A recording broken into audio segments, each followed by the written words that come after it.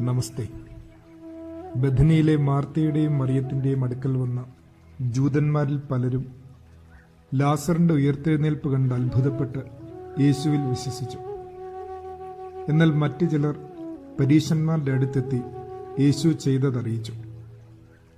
മഹാപുരോഹിതന്മാർ ഉടനെ സംഘം ചേർന്ന് അവനെ വധിക്കാൻ ആലോചിച്ചു.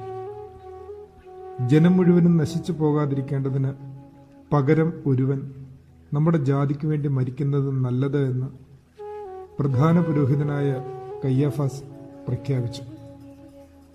ഇതറിയുന്ന യേശു ജൂതന്മാരുടെ ഇടയിൽ പിന്നീട് പരസ്യമായി നടക്കാതെ മരുഭൂമിയോട് ചേർന്നുള്ള എഫ്രൈം പട്ടണത്തിലേക്ക് പിന്മാറിപ്പോയി.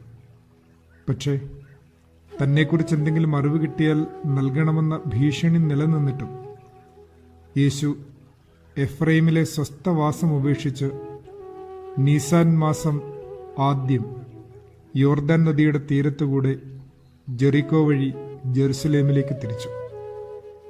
മുൻപേ നടന്ന യേശുവിന്റെ പിന്നാലെ ഭയപ്പാടോടെയാണ് ശിഷ്യന്മാർ നടക്കുന്നതെന്ന് തിരുവെഴുത്തിലുണ്ട്. തന്റെ യാതനയും മരണവും ഉത്ഥാനവുമെല്ലാം അവൻ പറഞ്ഞിട്ടും അവർക്കത്ര മനസ്സിലായില്ല.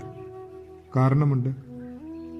അവന്റെ കൂടെ നടന്നവരുടെ ചിന്തകൾക്ക് അപ്പോഴും അതീതമായൊരു മാനം കൈവന്നിരുന്നില്ല. തെളിവുണ്ട്. സബദിയുടെ മക്കൾക്ക് വേണ്ടി അവരുടെ അമ്മ സ്ഥാനമാനങ്ങൾ ചോദിക്കുന്നത് ഈ സന്ദർഭത്തിലാണ്. ഈ ദിവസം യേശുവിന്റെ കൂടെ നടക്കുന്നുവെന്ന് ഇപ്പോൾ പറയുന്നവരെല്ലാം ഓർത്തെടുക്കേണ്ട ഒന്നാമത്തെ പാഠവും ഇതാണ്. അവന്റെ രാജ്യം ഐഹികമല്ല. ശുശ്രൂഷ സ്വീകരിക്കുന്നവനായിട്ടല്ല, ശുശ്രൂഷിക്കുന്നവനായി ഈ ഭൂമിയിൽ പാദങ്ങൾ വെച്ചവനെയാണ് സഖാവെ നാം അനുധാവനം ചെയ്യുന്നത് എന്ന പാഠം തന്നെ. സകല ലോകവും നേടാനുള്ള നമ്മുടെ നെട്ടോട്ടങ്ങളെ തിരുത്തുന്ന വാക്കായി നാം ഇതിനെ സ്വീകരിക്കണം. തുടർന്ന് അവരിങ്ങനെ നടന്ന് ജെറീക്കോയിലെത്തി. അവിടെ താൻ സുഖപ്പെടുത്തുന്ന അന്ധന്മാരുടെ എണ്ണത്തെപ്പറ്റി സുവിശേഷങ്ങളിൽ ഭിന്ന അഭിപ്രായമുണ്ട്. എങ്കിലും അവനവിടെ കാഴ്ച നൽകുന്നതായി എല്ലാവരും സാക്ഷിക്കുന്നു.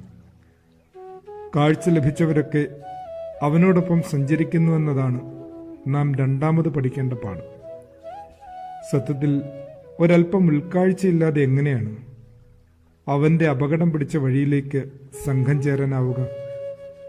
അതില്ലാത്തിടത്തോളം കാലം നാം ഇങ്ങനെ അവനോട് ഒരകലം വിട്ട് അവനെ അനുഗമിക്കുകയുള്ളൂ. ഈ അത്ഭുതങ്ങളൊക്കെ കണ്ട് വലിയ ജനക്കൂട്ടം വന്നുകൂടി. അതിനിടയിലേക്കാണ് ചുങ്കക്കാരൻ സക്കായിയും വരിക.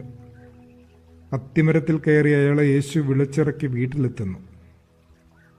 അതുവരെയുള്ള അയാളുടെ ജീവിത ദർശനത്തെ തന്നെ തകിടം മറിച്ച സന്ദർശനം. തനിക്കുള്ളതിൽ പാതിയും അയാൾ ദരിദ്രർക്ക് നൽകുന്നു. മൂന്നാമത് നമുക്കുള്ള പാഠവും ഇത് തന്നെ. ധനമോഹത്തിൽ കണ്ണുമഞ്ഞളിച്ചു പോയവർക്ക് തങ്ങളുടെ വീക്ഷണഗതിയെ മാറ്റിയെടുക്കാനുള്ള നല്ല ദിവസമാണെന്ന്. കൂട്ടിവെക്കുന്നതൊരു കുറവാണെന്ന പാഠം വീണ്ടും നൽകുന്ന ഭാഗം. പിന്നീട് അവൻ ശിഷ്യന്മാരോടൊരു ഉപമയാണ് പറയുന്നത്. താലന്തുകൾ ഏൽപ്പിച്ചു പോകുന്ന രാജാവിന്റെ കഥ. തന്റെ രണ്ടാം വരവിലാണ് ദൈവരാജ്യത്തിന്റെ പൂർണ്ണത വെളിപ്പെടുന്നതെന്ന സൂചനയും അതിലുണ്ട്. നമുക്കുള്ള നാലാമത്തെ പാഠം ഈ ഉപമയിലാണ്. അലസത കൂടാതെയും വിശ്വസ്തയോടെയും അവൻ നമ്മെ ഭരമേൽപ്പിച്ചിരിക്കുന്ന ഈ നിയോഗങ്ങളെ പൂർത്തീകരിക്കാൻ ശ്രമിക്കണം. ഒടുവിൽ നടപ്പ് തുടർന്ന് അവർ എത്തുന്നത് എവിടെയാണെന്ന് യോഹന്നാന്റെ സുവിശേഷം പറയും.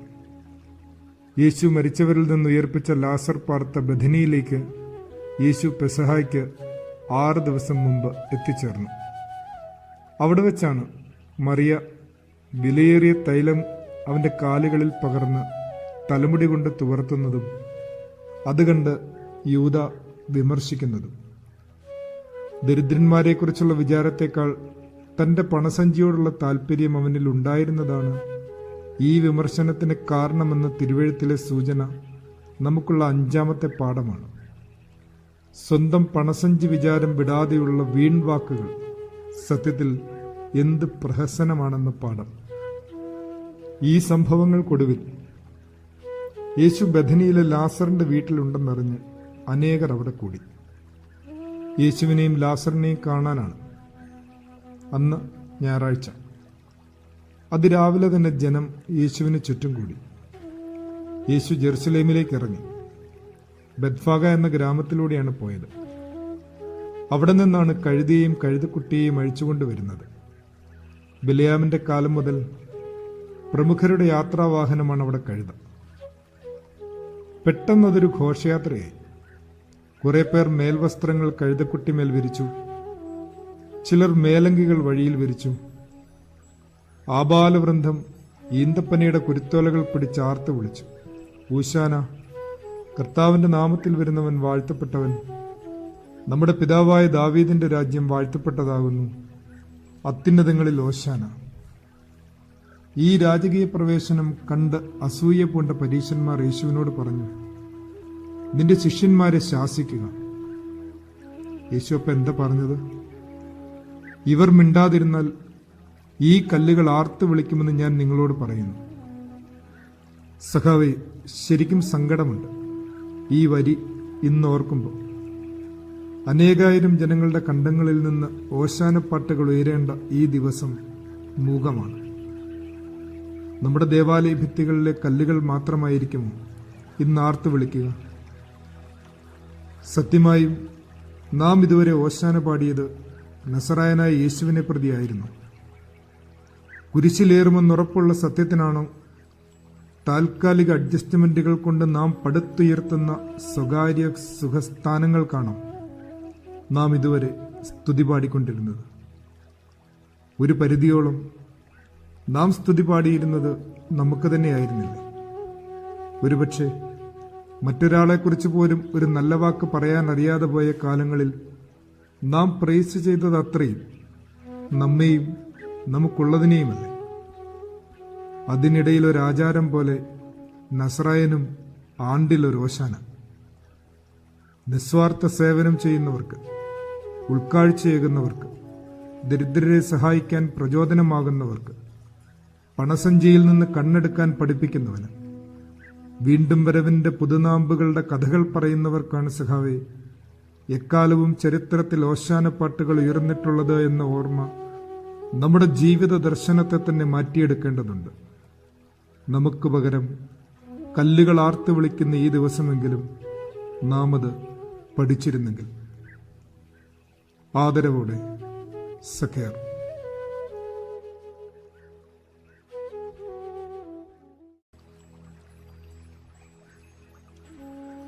നമസ്തേ. ഊശാന പെരുന്നാളിന്റെ ആരവങ്ങൾക്കൊടുവിൽ തന്നെ കാണാനെത്തിയ യവനന്മാരോട് യേശു പറഞ്ഞത് ഗോതമ്പ് മണിയെക്കുറിച്ചാണ്. അത് നിലത്ത് വീണ് ചാകാതെ പൊട്ടിമുളയ്ക്കുന്നില്ല എന്നിങ്ങനെ പറയുന്നു. മണ്ണിന്റെ ഗർഭത്തിൽ പൊട്ടിമുളയ്ക്കാനുള്ള വിത്ത് പോലെ മനുഷ്യപുത്രന്റെ മരണം നിത്യരാജ്യത്തിന്റെ കിളിർപ്പായി തീരുമെന്ന പാഠമൊന്നും കേൾവിക്കാരായ ശിഷ്യന്മാർക്ക് അപ്പോഴും ഉൾക്കൊള്ളാനായില്ല. കാരണം ജനക്കൂട്ടത്തിന്റെ ആർപ്പുവിളികൾ കൂടെ കേട്ടപ്പോൾ യേശുവിനെക്കുറിച്ചുള്ള അവരുടെ പ്രതീക്ഷകൾക്ക് തികച്ചും ഭൗമികമായ ഒരു രാജത്വത്തിന്റെ പരിവേഷമാണ് ഉണ്ടായത്. കൂടെ നടന്നവർക്ക് പോലും മനസ്സിലാവാതെ പോയ തന്റെ വിമോചക സാന്നിധ്യം, ദി ലിബറേറ്റിംഗ് പ്രസൻസ്, ജെറുസലേം പട്ടണവാസികൾ എങ്ങനെ ഗ്രഹിക്കും? രക്ഷകന്റെ സന്ദർശനകാലം അറിയാതെ പോയവരെക്കുറിച്ചുള്ള സൃഷ്ടാവിന്റെ ദുഃഖമാണ് അന്ന് ജെറുസലേമിനെ പ്രതിയുള്ള തന്റെ വിലാപം വെളിപ്പെടുത്തുന്നത്. വെളിച്ചമുള്ളിടത്തോളം വെളിച്ചത്തിൽ നടപ്പീനെന്നും പറഞ്ഞ് ഓശാന ദിനം സന്ധ്യയോടെ അവൻ ജെറുസലേമിൽ നിന്ന് തിരികെ ബഥനിയിലേക്ക് മടങ്ങുന്നു. രാത്രി അവിടെ തങ്ങി. പിറ്റേന്ന് തിങ്കളാഴ്ച രാവിലെ തന്നെ ജെറുസലേമിലേക്ക് യാത്ര പുറപ്പെട്ടു. ഈ വരവിലാണ് യേശു അത്തിമരത്തെ ശപിക്കുന്ന സംഭവം. ഫലമുണ്ടാകുമെന്ന് കരുതി താൻ അടുത്തു ചെന്ന അത്തിവൃക്ഷത്തിൽ ഇലകളല്ലാതെ മറ്റൊന്നും കാണാതിരുന്നപ്പോഴാണ് ശപിക്കുന്നത്. എന്നാൽ അത് അത്തിപ്പഴത്തിന്റെ കാലമായിരുന്നില്ലെന്നും സുവിശേഷകൻ രേഖപ്പെടുത്തുന്നുണ്ട്. ഈ സംഭവത്തെ തന്റെ തലേസന്ധിയിലെ വിലാപത്തോട് ചേർത്ത് ധ്യാനിക്കണം. രക്ഷകന്റെ വരവറിയാത്ത ജനക്കൂട്ടത്തെ ഓർത്തുള്ള അവന്റെ വിലാപത്തെ തന്നെ. നല്ല ഫലം പ്രതീക്ഷിച്ചാണ് അവന്റെ സന്ദർശനം. പക്ഷേ യേശയ്യാ പ്രവാചകൻ പാടുന്ന പോലെ, എന്റെ പ്രിയതമന് ഫലവത്തായ കുന്നിൻ മുകളിൽ ഒരു മുന്തിരിത്തോട്ടമുണ്ടായിരുന്നു. അവൻ അതിനൊരു വേലി കെട്ടി കല്ല് പെറുക്കിക്കളഞ്ഞു, നല്ല മുന്തിരി നട്ടു, നടുവിലൊരു ഗോപുരവും പണിതു, ഒരു ചക്കും ഇട്ടു. നല്ല മുന്തിരി കായ്ക്കും എന്ന് കരുതി കാത്തിരുന്നപ്പോ കായ്ച്ചത് കാട്ടുമുന്തിരി അത്രേ. എന്തുകൊണ്ടാണ് ഇതുപോലെ ന്യായത്തിനായി കാത്തിരിക്കുന്ന ദൈവത്തിന് അവന്റെ സൃഷ്ടി അന്യായ ഫലം സമ്മാനിക്കുന്നത്? തങ്ങൾ മാത്രം ദേശമധ്യേ പാർക്കേണ്ടതിന് മറ്റാർക്കും സ്ഥലമില്ലാതെ വരുവോളം വീടോട് വീട് ചേർക്കുകയും വയലോട് വയൽ കൂട്ടുകയും ചെയ്ത സാർത്ഥത, അധികാലത്തെഴുന്നേറ്റ് മദ്യം തേടി ഓടുകയും വീഞ്ഞു കുടിച്ച് സന്ധ്യാനേരം മത്തരായിരിക്കുകയും ചെയ്യുന്ന സുബോധമില്ലായ്മ, നന്മയ്ക്ക് തിന്മ എന്നും പറഞ്ഞും വെളിച്ചത്തെ ഇരുളാക്കിയും കയ്പിനെ മധുരവും മധുരത്തെ കയ്പുമാക്കി അവതരിപ്പിക്കുന്ന കാപട്യങ്ങൾ, ഇങ്ങനെയൊക്കെയാണ് യേശയ്യാ പ്രവാചകൻ പറഞ്ഞു വെക്കുന്നത്. ഇത്തരം ഇലക്കൊഴുപ്പുകളിൽ മൂടി നിൽക്കുന്ന നമ്മുടെ പള്ളി ജീവിതങ്ങളെയാണ്, നോർമൽ ചർച്ച് ലൈഫിനെയാണ് അത്തിമരത്തിന്റെ ദൃഷ്ടാന്തം വല്ലാതെ പ്രഹരിക്കുന്നത്. ശരിക്കും ഇതൊരു സിംബോളിക് ആക്ടായിട്ടാണല്ലോ പഠിപ്പിക്കുക. ജെറമിയ പ്രവാചകൻ കുശവന്റെ പാത്രം തകർത്ത പോലെയും എസക്കിയേൽ മൂർച്ചയേറിയ വാളിനാൽ തലമുടിയും ദീക്ഷയും വടിച്ചതും ഹോശേയ വശം തിരിഞ്ഞു കിടന്നതുമെല്ലാം പ്രവാചകന്മാരുടെ പ്രതീകാത്മക ശിക്ഷണവൃത്തികളായി കാട്ടുന്നുണ്ടല്ലോ എബ്രായ വേദചരിത്രം. ഫലമില്ലാതെ ഇലക്കൊഴുപ്പ് മാത്രം പ്രദർശിപ്പിച്ചിരുന്ന ജൂതന്മാരുടെ പ്രതീകമായി മാത്രം ഇന്ന് നമുക്കിത് കാണാനാവില്ല. പിന്നെയോ നമുക്കും ചേരുന്നുണ്ട് എന്ന് നാം അംഗീകരിക്കണം, എന്നിട്ട് അനുദപിക്കണം.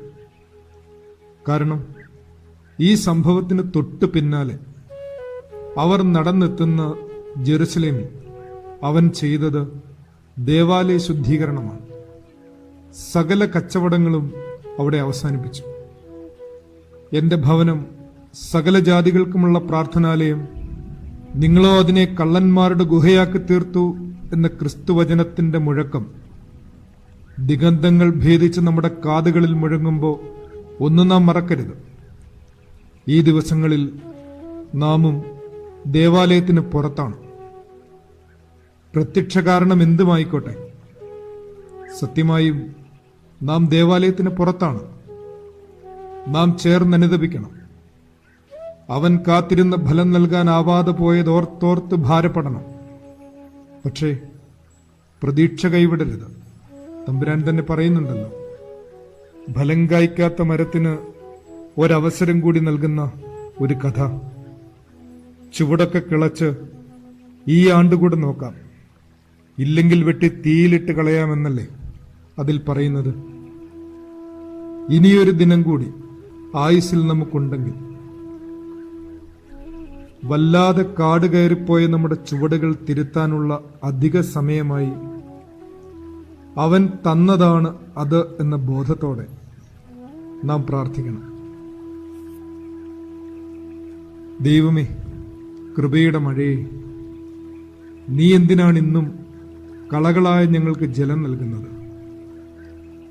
നന്മ വിതയ്ക്കുന്നവനായ കൃഷിക്കാരാ, നിന്റെ കാലിൽ മുള്ളുകൾ കുത്തുന്നില്ലേ?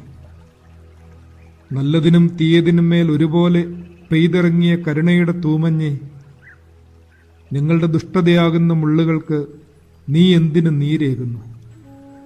അത് നിന്റെ പാദത്തെ കുത്തുന്നില്ലേ? ഇനിയെങ്കിലും നിനക്കായി ഫലം കായ്പാൻ ഞങ്ങൾ പഠിക്കണമേ. ദൈവമേ, ഞങ്ങൾക്കായി നീ ഏറ്റൊരു പീഡാത്താഴ്ചകൾ എത്രയോ ധന്യവും വാഴ്ത്തപ്പെട്ടതുമാകുന്നു. ഞങ്ങളോട് കരുണ തോന്നണമേ. ആമേൻ. ആദരവോടെ സക്കേർ.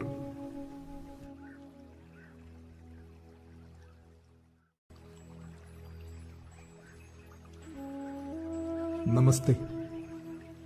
ജെറുസലേം ദേവാലയത്തിലെ ശുദ്ധീകരണ പ്രവൃത്തികളോടെ മഹാപുരോഹിതന്മാർക്ക് യേശുവിനോടുള്ള വിദ്വേഷം ആളിക്കത്തി. അവൻ ഏറി വരുന്ന ജനപിന്തുണ അവരെ ഭയപ്പെടുത്തി. പകലത്രയും വലിയ ജനക്കൂട്ടം അവനോടൊപ്പം ഉണ്ടായിരുന്നതിനാൽ അവർക്കൊന്നും ചെയ്യാനുമായില്ല. അന്ന് സന്ധ്യയിലും യേശു ബഥനിയിലേക്ക് മടങ്ങി അവിടെ രാപാർത്തു. പിറ്റേന്ന് ചൊവ്വാഴ്ച രാവിലെ ജെറുസലേമിലേക്ക് പുറപ്പെട്ടു. ദേവാലയത്തിലെത്തി.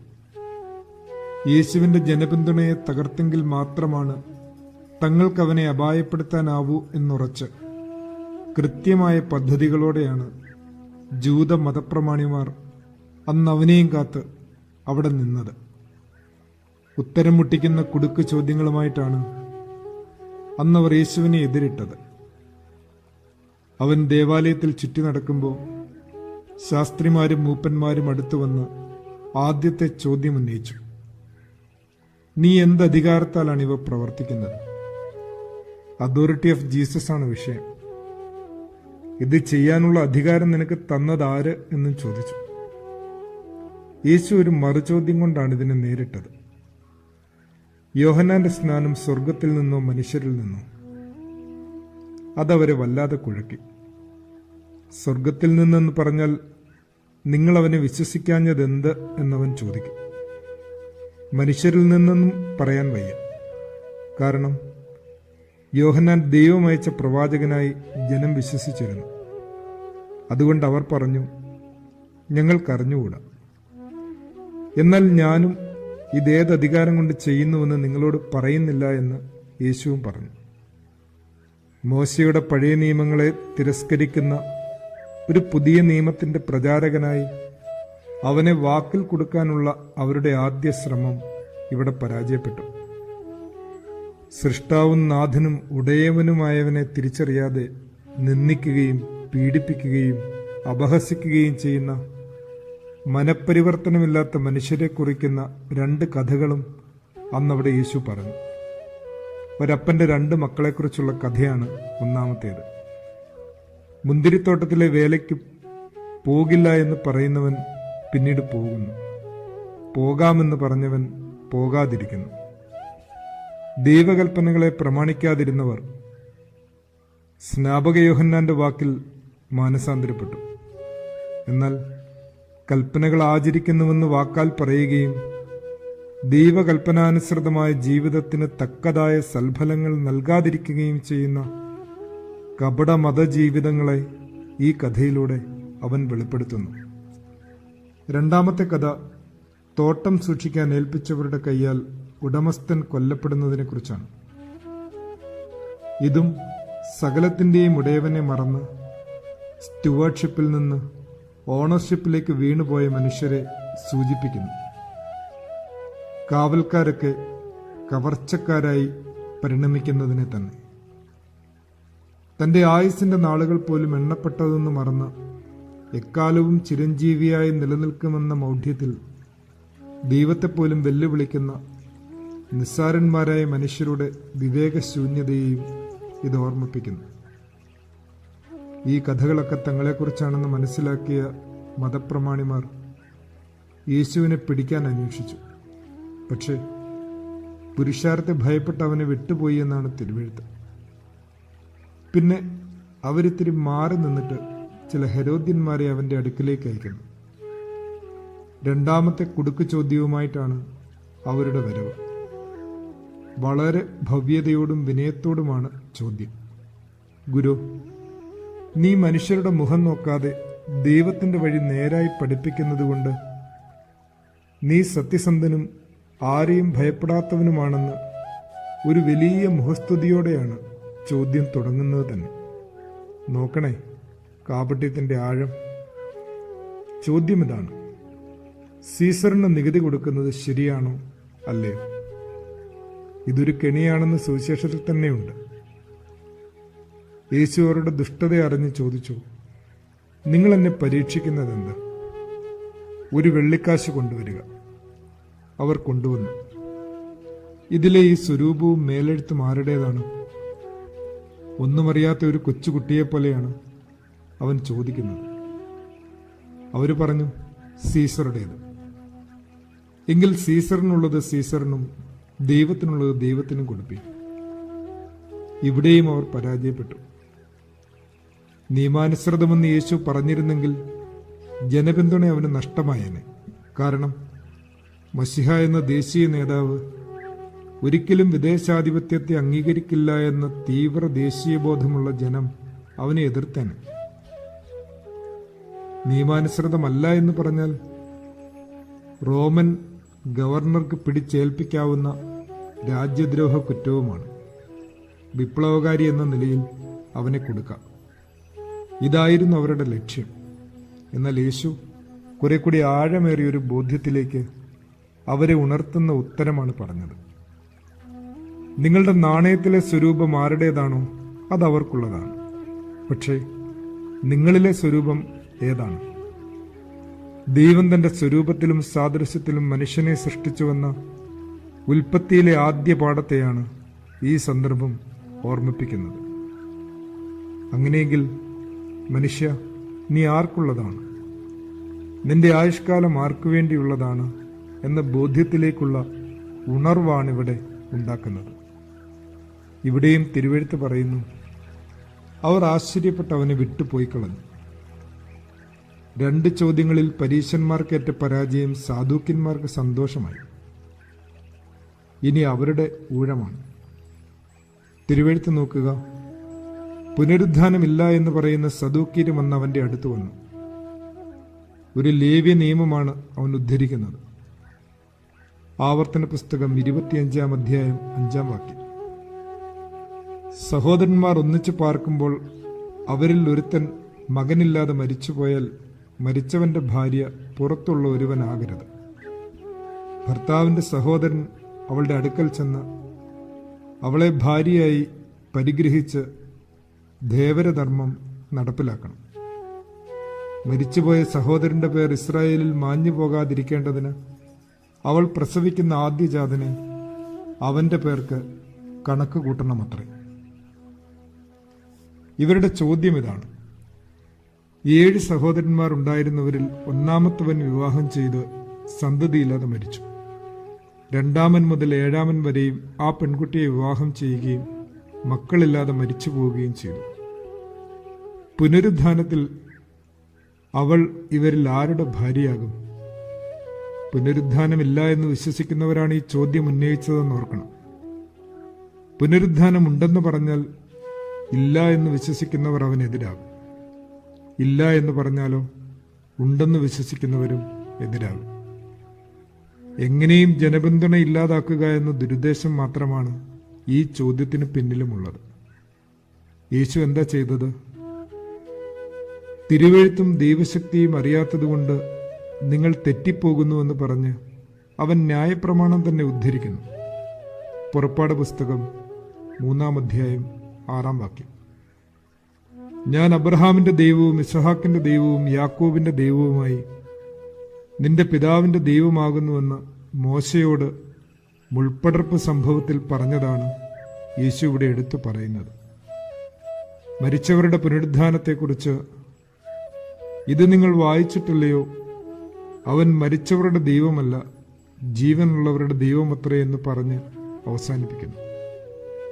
ജനക്കൂട്ടം ഇത് കേട്ടിട്ട് അവന്റെ ഉപദേശത്തിൽ വിസ്മയിച്ചു. സദൂക്യരെ അവൻ ഉത്തരം മുട്ടിച്ചുവെന്ന് കേട്ട് വീണ്ടും പരീശന്മാർ ഒത്തുകൂടി. അവരിൽ ഒരു വൈദികൻ അവനെ പരീക്ഷിച്ച് ചോദിച്ചു, ഗുരു, ന്യായപ്രമാണത്തിൽ ഏത് കൽപ്പനയാണ് ഏറ്റവും വലിയത്? ജൂത റാബിമാർക്ക് ഇത് ചെയ്യണമെന്നുള്ള 248 കൽപ്പനകളും ഇത് ചെയ്യരുത് എന്ന 365 കൽപ്പനകളും ചേർന്ന 613 ലിഖിത നിയമങ്ങൾ തന്നെയുണ്ട്. യേശു പറഞ്ഞു, നിന്റെ ദൈവമായ കർത്താവിനെ നീ പൂർണ്ണ ഹൃദയത്തോടും പൂർണ്ണാത്മാവോടും പൂർണ്ണ മനസ്സോടും കൂടി സ്നേഹിക്കണം.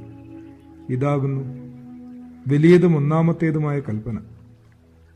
2-ാമത്തേതും അതിനോട് സമം, കൂട്ടുകാരനെ നിന്നെപ്പോലെ തന്നെ സ്നേഹിക്കണം. ന്യായപ്രമാണത്തിന്റെയും പ്രവാചക സന്ദേശങ്ങളുടെയും സംഗ്രഹമായിട്ടാണ് അവനിത് അവതരിപ്പിക്കുന്നത്. ദൈവസ്നേഹത്തിന്റെയും പരസ്നേഹത്തിന്റെയും കൽപ്പനകളാണിത്. 10 കൽപ്പനകൾ പോലും ലംബവും തിരശ്ചീനവുമായ ബന്ധങ്ങളുടെ സൂചനയാണല്ലോ. സൃഷ്ടാവായ ദൈവത്തോടും സഹജീവികളായ മനുഷ്യരോടുമുള്ള ബന്ധത്തിലെ സത്യസന്ധതയുടെ ഈ പ്രഖ്യാപനത്തിലും കവിഞ്ഞ ഏത് നിയമമാണ് അനുസരിക്കാനുള്ളത്? ഇത് അംഗീകരിക്കുന്ന ചോദ്യകർത്താവിനോട് യേശു പറഞ്ഞു, നീ ദൈവരാജ്യത്തിൽ നിന്ന് അകന്നവനല്ല. പിന്നീട് ആരും യേശുവിനോടൊന്നും ചോദിച്ചില്ല. പിന്നെ വാക്യുദ്ധം പുനരാരംഭിക്കുന്നത് യേശു തന്നെയാണ്. പരീശന്മാർ ഒരുമിച്ച് കൂടിയിരിക്കുമ്പോൾ അവൻ അവരോട് ചോദിച്ചു, മശിഹ ആരുടെ മകനാണ്? ദാവീദിന്റെ മകൻ എന്നവർ പറഞ്ഞു. പക്ഷേ ദാവീദ് ആത്മാവിൽ അവനെ കർത്താവെന്ന് വിളിക്കുന്നത് എങ്ങനെയെന്ന് അവൻ ചോദിച്ചു. ദാവീദ് അവനെ കർത്താവെന്ന് വിളിക്കുന്നെങ്കിൽ അവന്റെ മകനാകുന്നത് എങ്ങനെ? ഇതിനുത്തരം പറയാൻ അവർക്ക് സാധിച്ചില്ല. തിരുവെഴുത്ത് നോക്കുക. അന്നു മുതൽ ആരും അവനോടൊന്നും ചോദിപ്പാൻ ധൈര്യപ്പെട്ടില്ല. പിന്നീട് അതിതീവ്രമായൊരു പ്രഭാഷണമാണ് യേശു നടത്തിയത്. കാപട്യം നിറഞ്ഞ മതജീവിതത്തിന്റെ പൊള്ളത്തരങ്ങളെ നിശിതമായി വിമർശിക്കുന്ന വാക്കുകൾ. ഒടുവിൽ അന്ന് വൈകുന്നേരമാണ് ദേവാലയ ഭണ്ഡാരത്തിൽ നാണയത്തുട്ടുകളിടുന്ന ഒരു വിധവയെ കണ്ട് അവളുടെ സമർപ്പണത്തെ അവൻ ശ്ലാഘിക്കുന്നത്. സമർപ്പിതരുടെ വേഷം കെട്ടലുകളെ കടന്നാക്രമിച്ച യേശു സത്യസന്ധമായ സമർപ്പണത്തെ മാനിക്കുന്നുവെന്ന പാഠവും ഈ ദിവസം സമ്മാനിക്കുന്നുണ്ട്. അങ്ങനെ ചൊവ്വാഴ്ച സന്ധ്യയായി. സംഭവബഹുലമായൊരു ദിനത്തിന് അന്ത്യം കുറിച്ചുകൊണ്ട് യേശുവും ശിഷ്യന്മാരും വീണ്ടും ബഥനിയിലേക്ക് മടങ്ങുന്നു. മതപ്രമാണിമാർ ആഗ്രഹിച്ചതുപോലെ ജനപിന്തുണ കുറയുന്നതിന് പകരം വർദ്ധിക്കുകയാണ് ഉണ്ടായത്. അതിനോടൊപ്പം അവരുടെ ഉള്ളിൽ പകയും സ്പർദ്ധയും ഏറി വരികയും ചെയ്തു. ശരിക്കും എത്ര വലിയ വങ്കത്തരങ്ങളാണ് അന്നും ഇന്നും മനുഷ്യർ കാട്ടുന്നത്. സകലത്തിനും ഉടയവനായ ദൈവത്തെ പരീക്ഷിക്കുക, ചോദ്യം ചെയ്യുക, അതാണത്രേ റാഷണലായ ജീവിതമെന്ന് ശഠിക്കുക. ഇങ്ങനെയൊക്കെയാണ് ഇന്നും കാര്യങ്ങൾ പോവുക. ഈ ദിവസം നാം ധ്യാനിക്കുന്ന പ്രാർത്ഥനകളിൽ അബ്രഹാം ഇസ്ഹാക്കിനെ ബലിയർപ്പിക്കുന്നതിന്റെ ചരിത്രം പലവട്ടം ആവർത്തിക്കുന്നുണ്ട്. എന്തിനാവും വിശ്വാസികളുടെ പിതാവിനെ ഈ ദിവസം ഇങ്ങനെ ചിന്തകളിൽ തുടർച്ചയായി നിലനിർത്തുന്നത്? കാണാത്ത കാര്യങ്ങളുടെ നിശ്ചയവും ആശിക്കുന്നതിന്റെ ഉറപ്പുമാണ് വിശ്വാസമെന്ന് വീണ്ടും ഉറപ്പിക്കാനാവും സഖാവേ. ഒപ്പം യുക്തിക്കതീതമായ ദൈവസ്നേഹത്തിന്റെ അപാരതയെക്കുറിച്ച് ഓർത്തെടുത്ത് വിനീതരാകാനും അവന്റെ മഹിമയെ ദർശിക്കാനുള്ള ഭാഗ്യമുണ്ടാകുന്നതിനും കൂടിയാവും. പ്രാർത്ഥിക്കാം. ദൈവമേ, എത്രയോ വട്ടം നിന്നിലുള്ള വിശ്വാസത്തിൽ നിന്ന് ഞാൻ വ്യതിചലിച്ചു പോയിരിക്കുന്നു. നിന്റെ സാന്നിധ്യത്തെ ഞാൻ ചോദ്യം ചെയ്തിരിക്കുന്നു. വെറും മൺകട്ടയായ ഞങ്ങളെ മെനഞ്ഞവനായി നിന്നെ വിധിച്ചിരിക്കുന്നു. സത്യവെളിച്ചമായി നിന്നെ മൂടിക്കളയാമെന്ന് ഞങ്ങളുടെ ഇരുളാർന്ന ചിന്തകൾ കൊണ്ട് സത്യവെളിച്ചമായി നിന്നെ മൂടിക്കളയാമെന്ന് ഞങ്ങൾ നിരൂപിച്ചിരിക്കുന്നു. ദൈവമേ, നിന്നെ വിധിച്ച ജനത്തെ നീ വിധിക്കുമ്പോൾ ഞങ്ങളെയും നീ വിധിക്കരുതേ. ഞങ്ങളിൽ കരുണ തോന്നണമേ. ആമേൻ. ആദരവോടെ സഖേർ.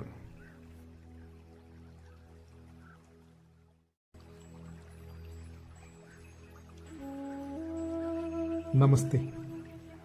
ചൊവ്വാഴ്ച വൈകുന്നേരം വിധവയുടെ ചില്ലിക്കാശിനെ പ്രകീർത്തിച്ച ശേഷം ദേവാലയം വിട്ടിറങ്ങുമ്പോൾ ശിഷ്യന്മാരിൽ ഒരുവൻ യേശുവിനോട് ചോദിച്ചു, ഗുരു, ഇതാ എങ്ങനെയുള്ള കല്ലും എങ്ങനെയുള്ള പണിയുമാണ് ഈ ദേവാലയത്തിൻ്റേത്. ആ മഹാസൗധത്തിൻ്റെ പണിയുടെ മാഹാത്മ്യമാണ് അവരുടെ ചോദ്യത്തിലുണ്ടായിരുന്നത്. ശിഷ്യന്മാർ ഇങ്ങനെയൊരു ചോദ്യം അപ്പോൾ ഉന്നയിക്കുന്നത് എന്തിനെന്നറിയാമോ? കപടഭക്തിക്കാരായ ശാസ്ത്രിമാരും പരീശന്മാരുമായുള്ളവരെ നിങ്ങൾക്ക് ഹാ കഷ്ടം എന്നിങ്ങനെ 7 തവണ ആവർത്തിച്ച് യേശു നടത്തിയ പ്രഭാഷണത്തിന്റെ അവസാന ഭാഗം നോക്കുക. യെരുശലേമേ, യെരുശലേമേ, പ്രവാചകന്മാരെ കൊല്ലുകയും നിന്റെ അടുക്കൽ അയച്ചിരിക്കുന്നവരെ കല്ലെറിയുകയും ചെയ്യുന്നവളെ, കോഴി തന്റെ കുഞ്ഞുങ്ങളെ ചിറകിൻ കീഴിൽ ചേർക്കും പോലെ നിന്റെ മക്കളെ ചേർത്തുകൊള്ളുവാൻ എനിക്ക് എത്ര വട്ടം മനസ്സായിരുന്നു. നിങ്ങൾക്കോ മനസ്സുണ്ടായില്ല. നിങ്ങളുടെ ഭവനം ശൂന്യമായി തീരും. നിങ്ങളുടെ ഭവനം ശൂന്യമായി തീരുമെന്ന വരിയെക്കുറിച്ചുള്ള ഉത്കണ്ഠയിൽ നിന്നാണ് തൊട്ടു പിന്നാലെ ദേവാലയം വിട്ടിറങ്ങിയപ്പോൾ യേശുവിൻ്റെ മനസ്സിൽ എന്താണെന്നറിയാൻ അവർ ദേവാലയ നിർമ്മിതിയുടെ ഭംഗിയും മഹത്വവും ചൂണ്ടിക്കാണിക്കാൻ തുനിഞ്ഞത്. പക്ഷേ യേശുവിൻ്റെ മറുപടി നോക്കുക. ഇതെല്ലാം നിങ്ങൾ കണ്ടല്ലോ. കല്ലിന്മേൽ കല്ല് ഇവിടെ ശേഷിക്കാത്ത വിധം ഇവ ഇടിഞ്ഞു പോകും എന്നാണ് അവൻ പറഞ്ഞത്. പിന്നെ ആരും ഒന്നും സംസാരിച്ചില്ല. ബഥനിയിലേക്കുള്ള യാത്രാമധ്യേ അവൻ ഒലിവുമലയിലെത്തിയപ്പോൾ ദേവാലയത്തിന് അഭിമുഖമായി അല്പനേരം ഇരുന്നു. അപ്പോൾ പത്രോസും യാക്കോബും യോഹന്നാനും അന്ത്രയോസും സ്വകാര്യമായി അവനോട് ചോദിച്ചു, അതെപ്പോഴാണ് സംഭവിക്കുന്നത്? എല്ലാം പൂർത്തിയാകുന്ന കാലത്തിൻ്റെ ലക്ഷണങ്ങൾ ഏതാണ്? പിന്നീട് അവൻ പറഞ്ഞ വാക്കുകൾ യുഗാന്ത്യ പ്രഭാഷണം എന്ന പേരിലാണ് അറിയപ്പെടുന്നത് തന്നെ. സമീപഭാവിയിൽ സംഭവിച്ച ജെറുസലേമിന്റെ നാശവും പിന്നീട് നവയുഗപ്പിറവിക്ക് മുമ്പായി ചരിത്രത്തിൽ സംഭവിപ്പാനിരിക്കുന്ന അത്യപൂർവ സന്ദർഭങ്ങളും അതിൽ വിവരിക്കുന്നുണ്ട്. ആരും നിങ്ങളെ തെറ്റിക്കാതിരിക്കാൻ സൂക്ഷിക്കണമെന്ന് പറഞ്ഞാണ് അത് ആരംഭിക്കുന്നത്. അനേകർ എൻ്റെ പേരെടുത്തു വന്ന് പലരെയും തെറ്റിക്കും. നിങ്ങൾ യുദ്ധങ്ങളെയും യുദ്ധശ്രുതികളെയും കുറിച്ച് കേൾക്കുമ്പോൾ ഭ്രമിച്ചു പോകരുത്. അത് സംഭവിക്കേണ്ടതാണ്. എന്നാൽ അത് അവസാനമല്ല. ജാതി ജാതിയോടും രാജ്യം രാജ്യത്തോടും എതിർക്കും. അവിടെവിടെ ക്ഷാമവും ഭൂകമ്പവും ഉണ്ടാകും. ഇത് ഈറ്റുനോവിൻ്റെ ആരംഭമാണ്. എൻ്റെ നാമനിമിത്തം സകല ജാതികളും നിങ്ങളെ പകയ്ക്കും. പലരും ഇടറിപ്പോകും, പരസ്പരം ഏൽപ്പിക്കും, കൊല്ലും. അധർമ്മം പെരുകുന്നതുകൊണ്ട് അനേകരുടെ സ്നേഹം തണുത്തു പോകും. എന്നാൽ അവസാനത്തോളം സഹിച്ചു നിൽക്കുന്നവൻ രക്ഷപ്പെടുമെന്നിങ്ങനെ അത് തുടരുന്നുണ്ട്. ശരിക്കും ഏതു കാലത്തും യുദ്ധവും വ്യാധിയും പ്രകൃതിക്ഷോഭങ്ങളും എല്ലാം ഉണ്ടാകുമ്പോൾ ലോകാവസാനമെത്തി എന്നൊരു വലിയ നിരാശയിലേക്കാണ് അതാത് കാലത്തെ മനുഷ്യർ വീണു പോകാറുള്ളത്. സത്യത്തിൽ ഇതെല്ലാം ഒരു പ്രസവവേദനപ്പെടലാണ്. ഒരു പുതിയ പിറവിക്ക് നമ്മെ സഹായിക്കുന്ന നൊമ്പരങ്ങളാണ്. പക്ഷേ ഒന്നുണ്ട്, ദൈവരാജ്യത്തിൻ്റെ സുവിശേഷം സകല ജാതികൾക്കും സാക്ഷ്യമായി തീരത്തക്ക വിധം ഇനിയും നാം നമ്മുടെ ജീവിതങ്ങളെ ക്രമപ്പെടുത്തുന്നില്ലെങ്കിൽ, വ്യക്തിജീവിതവും പള്ളി ജീവിതവും ലോകത്തിൻ്റെ സ്റ്റാൻഡേർഡിന് പകരം ക്രിസ്തുവിൻ്റെ സ്റ്റാൻഡേർഡിലേക്ക് ഉയർത്തുന്നില്ലെങ്കിൽ ഇത് അവസാനം തന്നെയാവും സഖാവേ. സുവിശേഷകർ അതിനുള്ള മാർഗം പറഞ്ഞു തന്നിട്ടുണ്ടല്ലോ. ക്രിസ്തു പറഞ്ഞ കഥ തന്നെയാണ് ആദ്യം. 10 കന്യകമാരുടെ കഥ അവരോട് ആ സന്ദർഭത്തിലാണ് അവൻ പറഞ്ഞു കൊടുക്കുന്നത്. അലസത ലേശം കൂടാതെയുള്ള ജാഗ്രതയും ഉണർവുമാണ് ഈ കാലവും നമ്മോട് ആവശ്യപ്പെടുന്നത്. എണ്ണ കരുതി വെച്ച കന്യകമാരെ പോലെ. അടുത്ത കഥ പറഞ്ഞത് താലന്തുകളുടെ ഉപമയാണ്. ലഭിച്ചത് കുഴിച്ചിടാതെ അവനുവേണ്ടി വർദ്ധിപ്പിക്കുന്ന വിശ്വസ്തന്മാരുടെ കഥ. പിന്നീട് തൻ്റെ അവസാന കാലത്തെ ചോദ്യങ്ങളാണ് അവൻ പറഞ്ഞു കൊടുക്കുക. വിശക്കുന്നവന് ഭക്ഷണം നൽകിയോ? നഗ്നനെ ഉടുപ്പിച്ചോ? രോഗിയെയും തടവുകാരനെയും കണ്ടോ? പരദേശികളെ ചേർത്തുവോ? എന്നിങ്ങനെ കരുണയുടെ വഴികളെക്കുറിച്ചുള്ള ഓർമ്മപ്പെടുത്തൽ. ശരിക്കും ഉണർവോടും ജാഗ്രതയോടും വിശ്വസ്തയോടും നിരുപാധികമായ കരുണയോടും കൂടി നാം വർത്തിക്കേണ്ട കാലമാണ് സഖേ. യുദ്ധങ്ങളുടെയും ക്ഷാമങ്ങളുടെയും ഭൂകമ്പങ്ങളുടെയും മഹാവ്യാധികളുടെയും എല്ലാം കാലം. അങ്ങനെയാണിടോ ഏത് ദുർഭഗ കാലത്തെയും നമുക്കൊരു പുതുയുഗ പിറവിയുടെ സാധ്യതയാക്കി തീർക്കാനാവുക. നിശ്ചയമായും ക്രിസ്തുവിലേക്കൊരു അപ്ഡേഷന് വേണ്ടിയുള്ള ക്ഷണമായി തന്നെ നാം ഇതിനെയൊക്കെ ഉൾക്കൊള്ളണം. അത് ഭീതിയോടെയല്ല, പിന്നെയോ തികഞ്ഞ പ്രത്യാശയോടെ തന്നെ. യേശു പറഞ്ഞവസാനിപ്പിക്കുന്നത് അങ്ങനെയാണല്ലോ, ഉണർന്നും പ്രാർത്ഥിച്ചും കൊണ്ടിരിപ്പീൻ. ഇങ്ങനെ യേശുവിൻ്റെയും ശിഷ്യന്മാരുടെയും സംഭാഷണം ഒരു വശത്ത് നടക്കുമ്പോൾ മറുവശത്ത് വലിയൊരു ഗൂഢാലോചന തുടങ്ങുകയാണ്.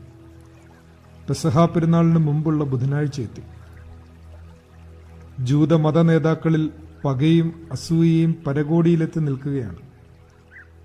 അവനെ കൊല്ലണം. പക്ഷേ ജനപിന്തുണയാണ് അവർക്ക് തടസ്സമായി നിൽക്കുന്നത്. അന്ന് മഹാപുരോഹിതന്മാരും ജനത്തിന്റെ മൂപ്പന്മാരും കയ്യപ്പ മഹാപുരോഹിതന്റെ മണ്ഡപത്തിൽ വന്നുകൂടി. യേശുവിനെ ഉപായത്തിൽ പിടിച്ചു കൊല്ലുവാൻ ആലോചിച്ചു. എങ്കിലും ജനത്തിൽ കലഹമുണ്ടാകാതിരിക്കാൻ പെസഹാ പെരുന്നാളിൽ വേണ്ട എന്ന് നിശ്ചയിച്ചു. പെസഹാ പെരുന്നാൾ കഴിഞ്ഞാൽ യേശുവിനെ ഇത്ര സൗകര്യപൂർവ്വം ലഭിക്കാനും പാടാണ്. പക്ഷേ ഈ ജനക്കൂട്ടത്തിന്റെ ഇടയിൽ നിന്ന് 2 ദിവസത്തിനകം അവനെ എങ്ങനെ പിടികൂടും? ഇത്തരമൊരു വിഷമഘട്ടത്തിലാണ് അപ്രതീക്ഷിതമായ ഒരു സഹായം അവർക്ക് ലഭിക്കുന്നത്. അന്ന് 12 ഒരുവനായ യൂദാ ഇസ്കരിയാത്തോ മഹാപുരോഹിതന്മാരുടെ അടുക്കൽ ചെന്നു. നിങ്ങൾ എന്ത് തരും? ഞാൻ അവനെ കാണിച്ചു തരാം എന്ന് പറഞ്ഞു. അവർ അവന് 30 വെള്ളിക്കാശ് തൂക്കിക്കൊടുത്തു. ആ നിമിഷം മുതൽ അവനെ കാണിച്ചു കൊടുപ്പാൻ അവൻ തക്കം പാർത്തു പോന്നു. വിറ്റവനും വാങ്ങിയവനും ലാഭമില്ലാതെ പോയ ഒരു കച്ചവടം. ശരിക്കും ഒരു പൈശാചിക വ്യാപാരം. യേശുവിന് മരുഭൂമിയിലുണ്ടായ പരീക്ഷണങ്ങൾക്കൊടുവിൽ ലൂക്ക എഴുതുന്നത്, അപ്പോൾ പിശാച് പ്രലോഭനങ്ങളെല്ലാം അവസാനിപ്പിച്ച് ഒരവസരം പ്രതീക്ഷിച്ചുകൊണ്ട് തൽക്കാലത്തേക്ക് അവനെ വിട്ടുപോയി എന്നാണ്. എന്നാൽ യൂദായുടെ ഒറ്റുകൊടുക്കലിലേക്ക് എത്തുമ്പോൾ എഴുതിയിരിക്കുന്നത് നോക്കുക. 12 കൂട്ടത്തിലുള്ള ഇസ്കരിയാത്തോ യൂദായിൽ സാത്താൻ കടന്നു.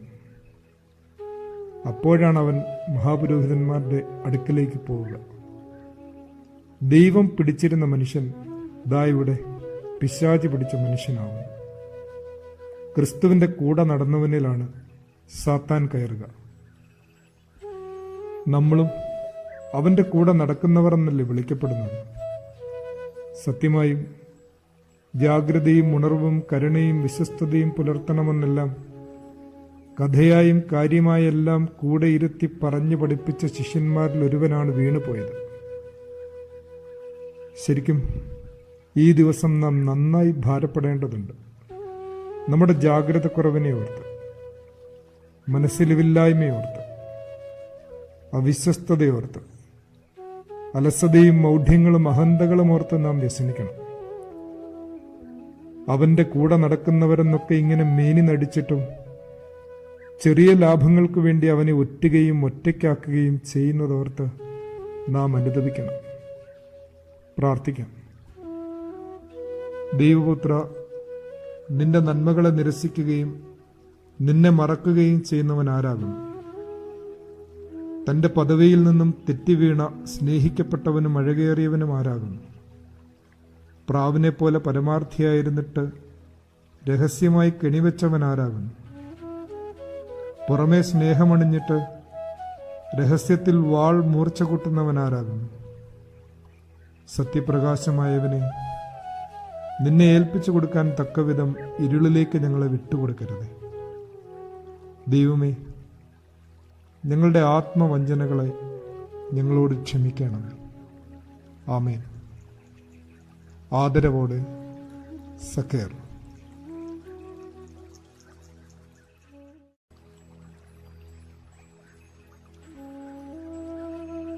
നമസ്തേ.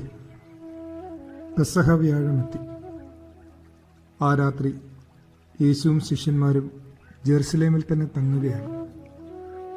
ശിഷ്യന്മാർ അവനോട് ചോദിച്ചു, ഞങ്ങൾ അങ്ങേക്ക് എവിടെ പെസഹ ഒരുക്കണമെന്നാണ് അങ്ങ് ആഗ്രഹിക്കുന്നത്?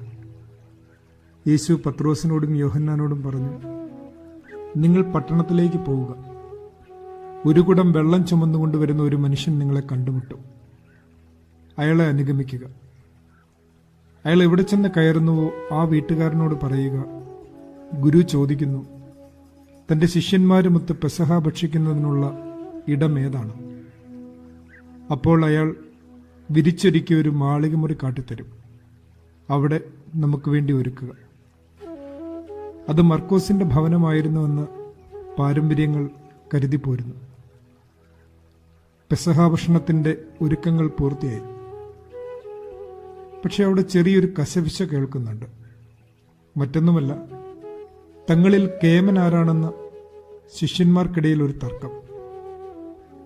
എല്ലാ കാലത്തെയും ആളുകളെപ്പോലെ തന്നെ ആരാണ് ഏറ്റവും പ്രമുഖമായ സ്ഥാനങ്ങളിൽ ഇരിക്കേണ്ടതെന്നാണ് തർക്കം. നേരത്തെ ഇങ്ങനെ സ്ഥാനകാംക്ഷങ്ങളൊക്കെ ഉണ്ടായപ്പോൾ ഗുരു തന്റെ വാക്കാൽ ശിഷ്യരെ പ്രബോധിപ്പിക്കുകയാണ് ചെയ്തിരുന്നത്. പക്ഷേ ഇത്തവണ വാക്കിന് പകരം പ്രവൃത്തിയായി. കേട്ട് പഠിക്കാത്തവരിനി കണ്ടു പഠിക്കുമായിരിക്കുമെന്ന പ്രതീക്ഷയോടെ അവൻ തന്റെ ഇരിപ്പിടത്തിൽ നിന്ന് എഴുന്നേറ്റ് മേലങ്കി ഉരിഞ്ഞ് അരയിലൊരു കച്ച ചുറ്റി പാത്രത്തിൽ കുറച്ച് വെള്ളമെടുത്ത് ശിഷ്യന്മാരുടെ പാദത്തിങ്കൽ മുട്ടുകുത്തിയിരുന്ന ചെറിയവൻ മുതൽ ഏറ്റവും മുതിർന്നവൻ വരെയും അവരുടെ പാദങ്ങൾ കഴുകി തുടങ്ങി. ഒടുവിൽ പത്രോസിനടുത്ത് എത്തുമ്പോൾ അവൻ വിമുഖത കാട്ടുന്നു. നാഥ, നീ എൻ്റെ കാലുകൾ കഴുകുന്നുവോ? അത് പാടില്ല. യേശു പറഞ്ഞു, ഞാൻ ചെയ്യുന്നത് എന്തെന്നിപ്പോൾ നീ അറിയുന്നില്ല, എന്നാൽ പിന്നീട് അറിയും. ഞാൻ നിന്റെ കാൽ കഴുകുന്നില്ലെങ്കിൽ നിനക്ക് എന്നോടുകൂടെ പങ്കില്ല. എങ്കിൽ കർത്താവേ, എൻ്റെ പാദങ്ങൾ മാത്രമല്ല കൈകളും ശിരസും കൂടി കഴുകണമേ എന്ന് ശീമോൻ കരഞ്ഞു പറഞ്ഞു. യേശു പറഞ്ഞു, കുളിച്ചവന്റെ കാലുകൾ മാത്രമേ കഴുകേണ്ടതുള്ളൂ. അവൻ മുഴുവൻ ശുചിയായിരിക്കും. നിങ്ങളും ശുദ്ധിയുള്ളവരാണ്, എന്നാൽ എല്ലാവരും അല്ല. ശീമോന്റെ കാലുകളും കഴുകിയതിനു ശേഷം യേശു എഴുന്നേറ്റ് മേലങ്കി ധരിച്ച് സ്വസ്ഥാനത്ത് പോയിരുന്നു.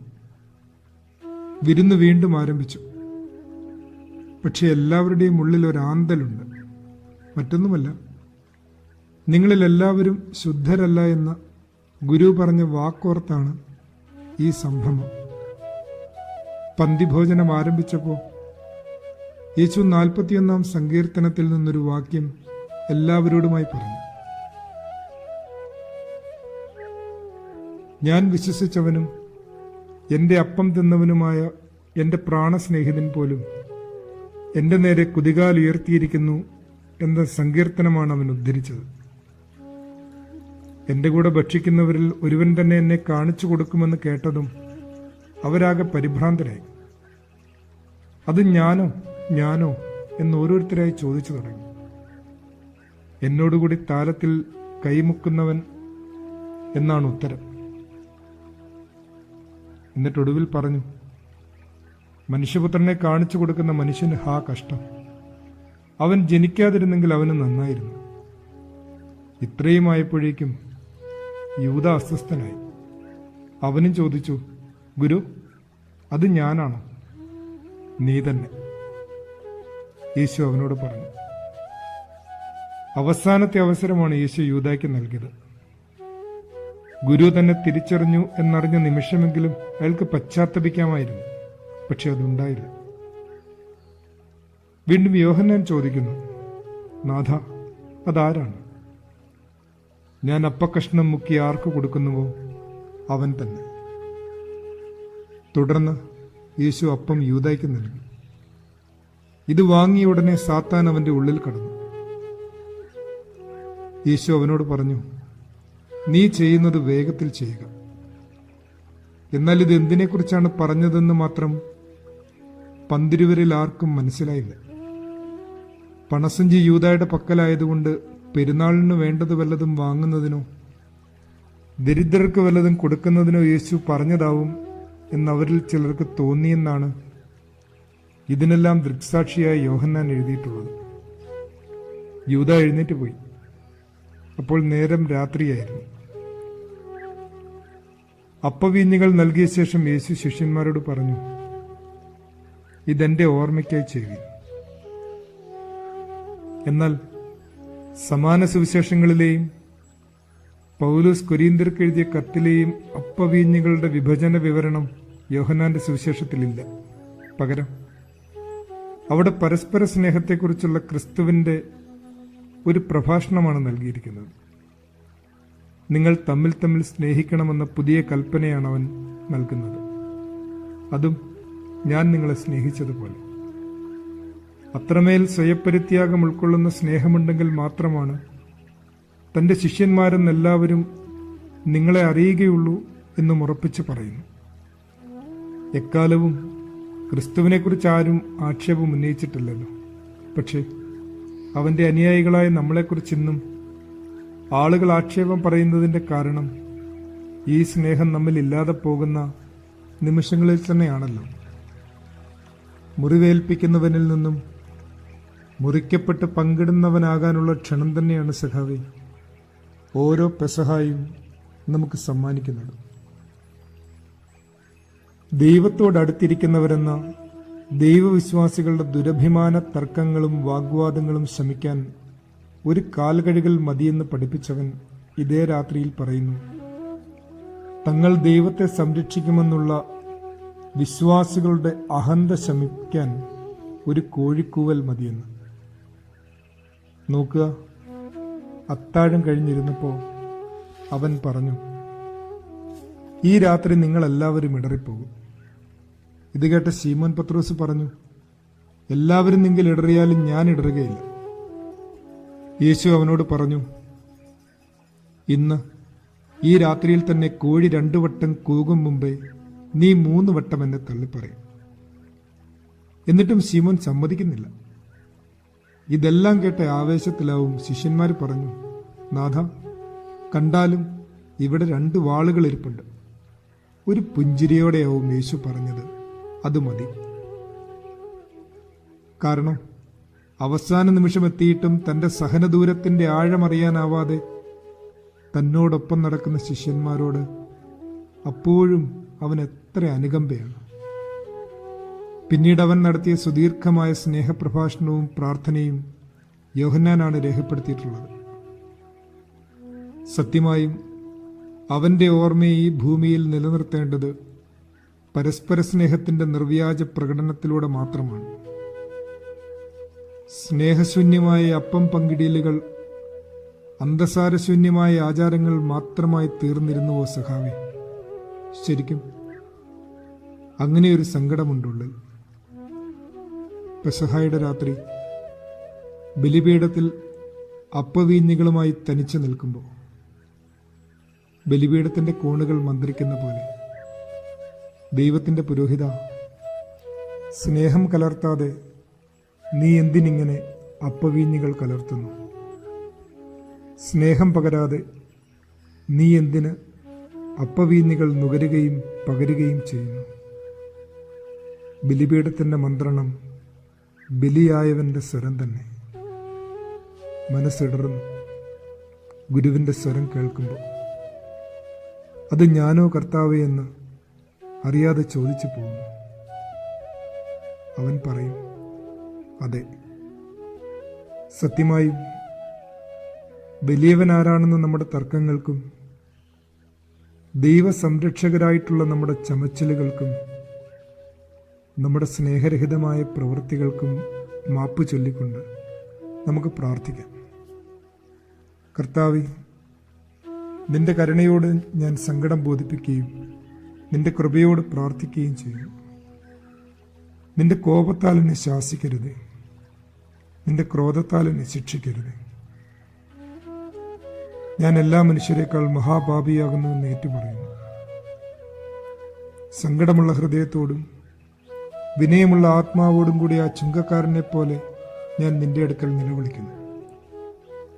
ആ മുടിയനായ പുത്രനെ കൈക്കൊണ്ടതുപോലെ എന്നെ കൈക്കൊള്ളണമേ. നിന്നെ തള്ളിപ്പറഞ്ഞ ശീമോനോട് നീ നിരപ്പായതുപോലെ എന്നോട് നിരപ്പാകണമേ. എൻ്റെ കർത്താവേ, നിന്റെ തിരുശരീരം എന്നെ ഭക്ഷിപ്പിക്കുകയും നിന്റെ തിരുരക്തം എന്നെ കുടിപ്പിക്കുകയും നിന്റെ പരിശുദ്ധ തിരുനാമം എൻ്റെ മേൽ വിളിക്കപ്പെടുകയും ചെയ്തുവല്ലോ. നീ എന്നെ അന്ധകാരത്തിൽ വസിപ്പാൻ വിട്ടുകളയരുതേ. അടിയന്റെ നേരെ കണ്ണടച്ചു കളയുകയും അരുതേ. ആമേൻ. ആദരവോടെ സക്കേർ.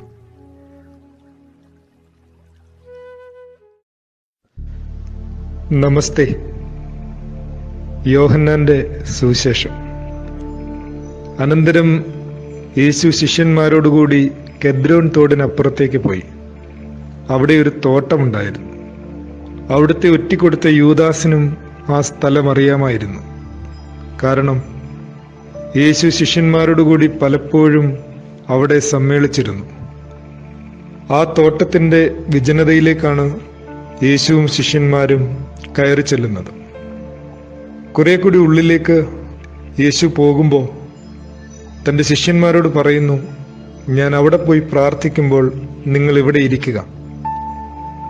നിങ്ങൾ പരീക്ഷയിൽ ഉൾപ്പെടാതിരിപ്പാൻ പ്രാർത്ഥിക്കുവീൻ എന്നും ഓർമ്മിപ്പിക്കുന്നു.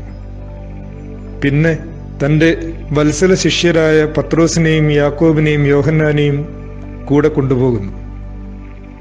ഇത്തിരി ദൂരമായപ്പോൾ യേശു അവരോടും പറയുന്നു, എൻ്റെ ആത്മാവ് മരണത്തോളം ദുഃഖിതമായിരിക്കുന്നു, എന്നോടുകൂടെ ഇവിടെ ഉണർന്നിരിപ്പീൻ.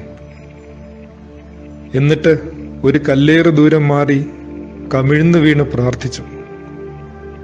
ആ ശിഷ്യന്മാർ അവൻ്റെ വ്യഥയെ കാണുന്നുണ്ട്, അവൻ്റെ പ്രാർത്ഥനയെ കേൾക്കുന്നുണ്ട്. പിതാവേ, ഈ പാനപാത്രം എന്നിൽ നിന്ന് മാറ്റിത്തരണമേ, എന്നാൽ എൻ്റെ ഹിതമല്ല നിന്റെ ഇഷ്ടം മാത്രം സംഭവിക്കട്ടെ. ലൂക്കോസിന്റെ സുവിശേഷത്തിൽ നാം ഇങ്ങനെ വായിക്കും, യേശു തീവ്രവേദനയിൽ മുഴുകി കൂടുതൽ തീഷ്ണമായി പ്രാർത്ഥിച്ചു. അവന്റെ വിയർപ്പ് രക്തത്തുള്ളികളായി നിലത്ത് വീണു.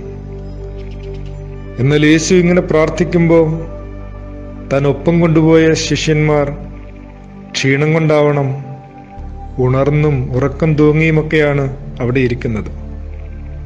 യേശു അടുത്ത് വന്ന് ചോദിക്കുന്നു, ശിമോനെ, നീ ഉറങ്ങുന്നുവോ? ഒരു നാഴികയെങ്കിലും ഉണർന്നിരിക്കാൻ നിനക്ക് കഴിഞ്ഞില്ലേ? പ്രലോഭനത്തിൽ അകപ്പെടാതിരിക്കാൻ ഉണർന്നിരുന്ന് പ്രാർത്ഥിപ്പേൻ. ഇതിങ്ങനെ 2ാം പ്രാവശ്യവും അവൻ പ്രാർത്ഥിച്ച് മടങ്ങി വരുമ്പോഴും അവരുറങ്ങുന്നു. ഒടുവിൽ അവൻ അവരെ വിട്ട് 3ാം പ്രാവശ്യവും പോയി അതേ വചനം ചൊല്ലി പ്രാർത്ഥിച്ചു. തിരികെ വരുമ്പോഴും അവരുറങ്ങുകയാണ്. യേശു പറയുന്നു, ഇനിയും നിങ്ങൾ ഉറങ്ങി വിശ്രമിക്കുന്നുവോ? മതി, സമയം വന്നിരിക്കുന്നു. ഇതാ മനുഷ്യപുത്രൻ പാപികളുടെ കൈകളിൽ ഏൽപ്പിക്കപ്പെടുന്നു. എഴുന്നേൽപ്പീൻ, നമുക്ക് പോകാം. ഇതാ എന്നെ ഒറ്റിക്കൊടുക്കുന്നവൻ അടുത്തെത്തിയിരിക്കുന്നു. യേശു എല്ലാ ശിഷ്യന്മാരും ഇരുന്ന ഇടത്തേക്ക് എത്തുന്നു. അവൻ സംസാരിച്ചു കൊണ്ടിരിക്കുമ്പോൾ തന്നെ 12 ഒരുവനായ യൂദ അവിടെ എത്തി. അയാളോടുകൂടി പ്രധാന പുരോഹിതന്മാരുടെയും ജനപ്രമാണികളുടെയും അടുക്കൽ നിന്ന് അയക്കപ്പെട്ട വാളുകളും വടികളും ഏന്തിയ ഒരു ജനക്കൂട്ടവും വന്നിരുന്നു.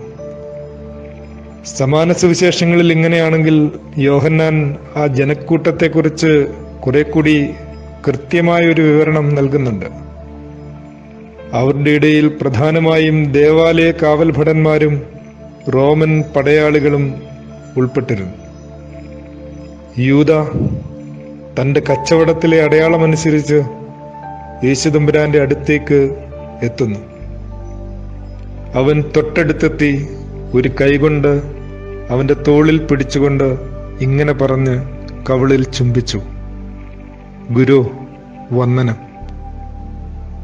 യേശു അവനെ സൂക്ഷിച്ചു നോക്കി പതിഞ്ഞ സ്വരത്തിൽ അവനോട് ചോദിച്ചു, സ്നേഹിത, നീ വന്ന കാര്യമെന്ത്? വീണ്ടും അവനോട് പറഞ്ഞു, യൂദ, നീ മനുഷ്യപുത്രനെ ഒരു ചുംബനം കൊണ്ടോ ഒറ്റിക്കൊടുക്കുന്നത്? പിന്നെ മറുപടിയൊന്നും അവന് ലഭിച്ചില്ല. യൂദായുടെ അടയാളം കിട്ടിയ ഉടനെ സേവകന്മാർ മുന്നോട്ട് വരുന്നു. യേശു അവരോട് ചോദിക്കുന്നു, നിങ്ങൾ ആരെയാണ് അന്വേഷിക്കുന്നത്? അവർ മറുപടി പറഞ്ഞു, നസറായനായ യേശുവിനെ. യേശു പറഞ്ഞു, അവൻ ഞാൻ തന്നെയാണ്. ഈ വാക്ക് കേട്ടപ്പോൾ അവർ പെട്ടെന്ന് പിന്നോട്ട് മാറിയെന്നാണ് സുവിശേഷം രേഖപ്പെടുത്തുന്നത്. എന്നാൽ വീണ്ടും അവർ മുൻപോട്ട് വന്ന് അവർ നസറത്തിലെ യേശുവിനെ അന്വേഷിക്കുന്നുവെന്ന് പറയുന്നു. യേശു വീണ്ടും പറഞ്ഞു, അവൻ ഞാൻ തന്നെയെന്ന് ഞാൻ നിങ്ങളോട് പറഞ്ഞല്ലോ. നിങ്ങൾ എന്നെയാണ് അന്വേഷിക്കുന്നതെങ്കിൽ ഇവർ പൊയ്ക്കൊള്ളട്ടെ എന്ന് പറഞ്ഞ് തൻ്റെ ശിഷ്യന്മാരെ അവൻ അവിടെയും രക്ഷപ്പെടുത്തുന്നു.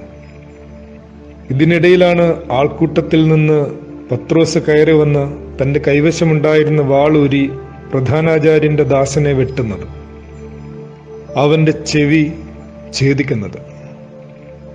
യേശു പത്രോസിനോട് പറയുന്നു, നിന്റെ വാൾ അതിന്റെ ഉറയിലിടുക. വാളെടുക്കുന്നവരെല്ലാം വാളാൽ തന്നെ നശിക്കും. എനിക്കെന്റെ പിതാവിനോട് അപേക്ഷിക്കാൻ കഴിയുകയില്ലെന്നും ഉടനെ തന്നെ അവിടുന്ന് എനിക്ക് മാലാഖമാരുടെ 12 വ്യൂഹങ്ങളെ അയച്ചു തരികയില്ലെന്നും നീ വിചാരിക്കുന്നുവോ? എന്നിട്ട് ചെവി മുറഞ്ഞ മനുഷ്യന്റെ ചെവി അവൻ തൊട്ട് സൗഖ്യമാക്കുന്നു. പിന്നീട് തിരിഞ്ഞ് ആ ജനസംഘത്തോട് ചോദിക്കുന്നു, കവർച്ചക്കാരനെ എന്ന പോലെ വാളുകളും വടികളുമായി നിങ്ങൾ വന്നിരിക്കുന്നു. ഞാൻ നിങ്ങളോടുകൂടി എല്ലാ ദിവസവും ദേവാലയത്തിലായിരുന്നപ്പോൾ നിങ്ങൾ എന്നെ പിടിച്ചില്ല. എന്നാൽ ഇത് നിങ്ങളുടെ സമയമാണ്, അന്ധകാരത്തിന്റെ ആധിപത്യത്തിന്റെ സമയം. ഇങ്ങനെ യേശു ബന്ധിക്കപ്പെട്ടു. ശിഷ്യന്മാരെല്ലാവരും ചിതറിയോടി.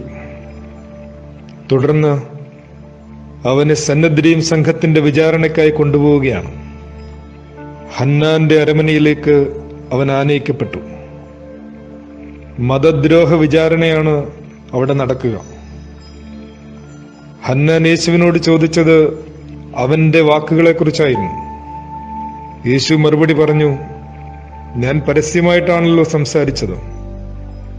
സിനഗോഗിലും ദേവാലയത്തിലുമാണ് ഞാൻ പഠിപ്പിച്ചത്. രഹസ്യമായി ഞാൻ ഒന്നും പറഞ്ഞിട്ടില്ല. നീ എന്നോട് ചോദിക്കുന്നത് എന്തുകൊണ്ട്? ഞാൻ പറഞ്ഞതെന്താണെന്ന് കേട്ടവരോട് ചോദിക്കുക. ഞാൻ പറഞ്ഞതെന്തെന്ന് അവർക്കറിയാം. യേശുവിന്റെ ഈ മറുപടി ഹന്നാനിൽ വല്ലാത്ത രോഷമുണർത്തി. മഹാപുരോഹിതന്റെ ദാസൻ ഈ ദേഷ്യം കണ്ട മാത്രയിൽ അവൻ ഉടൻ തന്നെ യേശുവിന്റെ കന്നത്തടിച്ചുകൊണ്ട് ചോദിച്ചു, നീ ഇങ്ങനെയാണോ പ്രധാനാചാര്യനോട് മറുപടി പറയുന്നത്? യേശു അവനോട് പറഞ്ഞു, ഞാൻ തെറ്റായി സംസാരിച്ചുവെങ്കിൽ തെറ്റ് തെളിയിക്കുക. എന്നാൽ ഞാൻ ശരിയാണ് പറഞ്ഞതെങ്കിൽ നീ എന്തിന് എന്നെ അടിച്ചു? തുടർന്ന് കയ്യപ്പായുടെ ചോദ്യങ്ങളാണ്. മഹാപുരോഹിത സംഘം അവിടെയുണ്ട്. കള്ളസാക്ഷികളെ അവനെതിരായി അണിനിരത്തിയിട്ടുമുണ്ട്. എന്നാൽ പലരും അവനെതിരായി കള്ളസാക്ഷ്യങ്ങൾ പറഞ്ഞെങ്കിലും അവ തമ്മിൽ പൊരുത്തപ്പെടുന്നില്ല. പ്രത്യേകിച്ചും യേശു പറഞ്ഞതായി ആരോപിക്കപ്പെട്ട ഒരു വാക്ക്, ഈ ദേവാലയം നശിപ്പിക്കാനും 3 ദിവസം കൊണ്ട് ഇത് നിർമ്മിക്കാനും എനിക്ക് സാധിക്കും എന്നുള്ളതാണ്. യേശുവാകട്ടെ ഈ ആരോപണങ്ങൾക്കൊന്നും മറുപടി പറയുന്നുമില്ല. വീണ്ടും പ്രധാനാചാര്യൻ ചോദിക്കുന്നു, നീ ദൈവപുത്രനായ മശിഹായാണോ എന്ന് ഞങ്ങളോട് പറയുക. അവൻ ദൈവപുത്രനെന്ന് സ്വയം പ്രഖ്യാപിക്കുമോ എന്നറിയാനുള്ള ചോദ്യമാണത്. യേശു പറയുന്നു, ഞാൻ പറഞ്ഞാൽ നിങ്ങൾ വിശ്വസിക്കുകയില്ല, ഞാൻ ചോദിച്ചാൽ നിങ്ങൾ ഉത്തരം തരികയുമില്ല. വീണ്ടും അവർ ചോദ്യങ്ങൾ ആവർത്തിക്കുന്നു. യേശു പറയുന്നു, നീ അത് പറഞ്ഞുവല്ലോ. എന്നാൽ ഞാൻ നിങ്ങളോട് പറയുന്നു, ഇപ്പോൾ മുതൽ മനുഷ്യപുത്രൻ ശക്തിയുടെ വലതുഭാഗത്തിരിക്കുന്നതും വാനമേഘങ്ങളിൽ വരുന്നതും നിങ്ങൾ കാണും. യേശുവിന്റെ ഈ വാക്കുകൾ കേട്ടപ്പോൾ തന്നെ സന്നദ്രീൻ സംഘങ്ങളെല്ലാവരും വലിയ കോപത്തോടെ എഴുന്നേറ്റു. യേശുവിനോട് ചോദിച്ചു, അങ്ങനെയെങ്കിൽ നീ ദൈവപുത്രനാകുന്നു?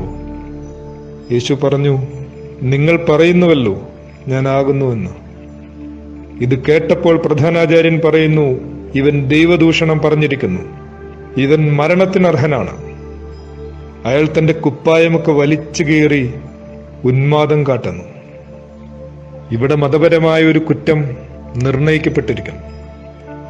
എന്നാൽ ഈ വിധി നടപ്പാക്കാൻ പുരോഹിത സംഘത്തിന് അധികാരമില്ലാത്തതുകൊണ്ട് അവർ റോമ ഗവർണറുടെ അടുത്തേക്ക് ഇവനെ എത്തിക്കാൻ നിശ്ചയിക്കുന്നു. ഇതിനിടയിൽ 2 സംഗതികൾ സംഭവിക്കുന്നുണ്ട്. ശീമോൻ പത്രോസിന്റെ തള്ളിപ്പറയലും വഞ്ചകനായ യൂദായുടെ ആത്മഹത്യയും. അന്നാസിന്റെയും കയ്യപ്പാവിന്റെയും വാസസ്ഥലത്ത് നിന്ന് യേശുവിനെ അവർ പീലാത്തോസിന്റെ അരമനയിലേക്ക് കൊണ്ടുപോകുന്നു. ആ യാത്രയിൽ അവനെ അടിക്കുന്നു, മുഖത്ത് തുപ്പുന്നു. ദൈവദൂഷണം പറഞ്ഞവനോടെന്ന പോലെ നിരവധി പീഡനങ്ങളും നിന്ദനങ്ങളും അവനോട് ചെയ്യുന്നു. ഹേ ക്രിസ്തുവേ, നിന്നെ അടിച്ചതാരാണെന്ന് ഞങ്ങളോട് പറയുക എന്ന് പറഞ്ഞവനെ പരിഹസിക്കുന്നു. യേശുവാകട്ടെ അതീവ ശാന്തതയോടെ നിലകൊള്ളുന്നു. തുടർന്ന് പീലാത്തോസിന്റെയും ഹെറോദ അന്തിപ്പാസിന്റെയും മുൻപാകെ നടന്ന യേശുവിന്റെ സിവിൽ വിചാരണയാണ്. യേശു എന്ന ഈ ഗലീലിയൻ റാബിയെ റോമൻ അധികാരത്തിനെതിരായി വിപ്ലവം അഴിച്ചുവിടുന്ന ഒരു അപകടം പിടിച്ച രാഷ്ട്രീയ വിപ്ലവകാരിയായിട്ടാണ് മതപുരോഹിത സംഘം അവതരിപ്പിക്കുന്നത്. പീലാത്തോസിന്റെ മണ്ഡപത്തിൽ വിചാരണ ആരംഭിക്കുന്നു. പ്രഭാതത്തിൽ പീലാത്തോസ് ചോദിക്കുന്നു, ഈ മനുഷ്യനെതിരെ എന്താരോപണമാണ് നിങ്ങൾ കൊണ്ടുവന്നത്? അവർ മറുപടി പറയുന്നു, ഈ മനുഷ്യൻ തിന്മ പ്രവർത്തിക്കുന്നവനല്ലെങ്കിൽ ഞങ്ങൾ അവനെ നിനക്ക് ഏൽപ്പിച്ചു തരികയില്ലായിരുന്നു. പീലാത്തോസ് വീണ്ടും പറഞ്ഞു, നിങ്ങൾ തന്നെ അവനെ കൊണ്ടുപോയി നിങ്ങളുടെ നിയമമനുസരിച്ച് വിധിച്ചുകൊള്ളുകയും. അപ്പോൾ അവർ വളരെ കാതലായ പ്രശ്നം ഉന്നയിക്കുന്നു. ആരെയും വധിക്കുന്നതിന് നിയമം ഞങ്ങളെ അനുവദിക്കുന്നില്ല. അവർക്ക് യേശുവിനെ കൊല്ലണം എന്ന് മാത്രമാണ് നിശ്ചയം. സന്നദ്ധരീം സംഘം പാസാക്കിയ മരണശിക്ഷ നടപ്പിലാക്കുന്നതിനുള്ള അനുമതിയാണ് അവർക്ക് പീലാത്തോസിൽ നിന്ന് വേണ്ടത്. അതിനവർ ഇങ്ങനെ ഒരു ആരോപണം ഉന്നയിക്കുന്നു: ഈ മനുഷ്യൻ ഞങ്ങളുടെ ജനത്തെ വഴിതെറ്റിക്കുകയും സീസറിന് നികുതി കൊടുക്കുന്നത് നിരോധിക്കുകയും രാജാവായ ക്രിസ്തു താൻ തന്നെയാണെന്ന് അവകാശപ്പെടുകയും ചെയ്യുന്നു എന്ന് ഞങ്ങൾ കണ്ടിരിക്കുന്നു. റോമിനെതിരെ ഗൂഢാലോചന നടത്തിയെന്ന ആരോപണവുമായിട്ടാണ് യേശുവിനെ അവർ മുന്നിൽ നിർത്തുന്നത്. പീലാത്തോസ് ഒരു ധർമ്മസങ്കടത്തിലായി. റോമിനെതിരെ വന്ന ഈ രാഷ്ട്രീയ വിപ്ലവകാരിയെ വിധിച്ചില്ലെങ്കിൽ അത് അയാൾക്ക് ദോഷകരമായി വരില്ലേ? അയാൾ യേശുവിനോട് ചോദിച്ചു, നീ യഹൂദന്മാരുടെ രാജാവോ? യേശു പീലാത്തോസിനോട് തിരികെ ചോദിക്കുന്നു, നീ ഇത് സ്വയമേവ പറയുന്നതോ അതോ മറ്റുള്ളവർ എന്നെപ്പറ്റി നിന്നോട് പറഞ്ഞതോ? പീലാത്തോസ് വീണ്ടും ചോദിക്കുന്നു, ഞാൻ യഹൂദനല്ലല്ലോ. നീയും നിന്റെ ജനങ്ങളും പ്രധാന പുരോഹിതന്മാരുമാണ് നിന്നെ എനിക്ക് ഏൽപ്പിച്ചു തന്നത്. നീ എന്താണ് ചെയ്തത്? യേശു വീണ്ടും പറയുന്നു, എന്റെ രാജ്യം ഈ ലോകത്തിൽ നിന്നുള്ളതല്ല. എന്റെ രാജ്യം ഈ ലോകത്തിൻ്റെതായിരുന്നുവെങ്കിൽ ഞാൻ യഹൂദന്മാർക്ക് ഏൽപ്പിക്കപ്പെടാതിരിപ്പാൻ എന്റെ സേവകർ പോരാടുമായിരുന്നു. എന്നാൽ എന്റെ രാജ്യം ഐഹികമല്ല. പീലാത്തോസ് വീണ്ടും ചോദിച്ചു, അപ്പോൾ നീ രാജാവാണോ? യേശു പറഞ്ഞു, നീ തന്നെ പറയുന്നു ഞാൻ രാജാവാണെന്ന്.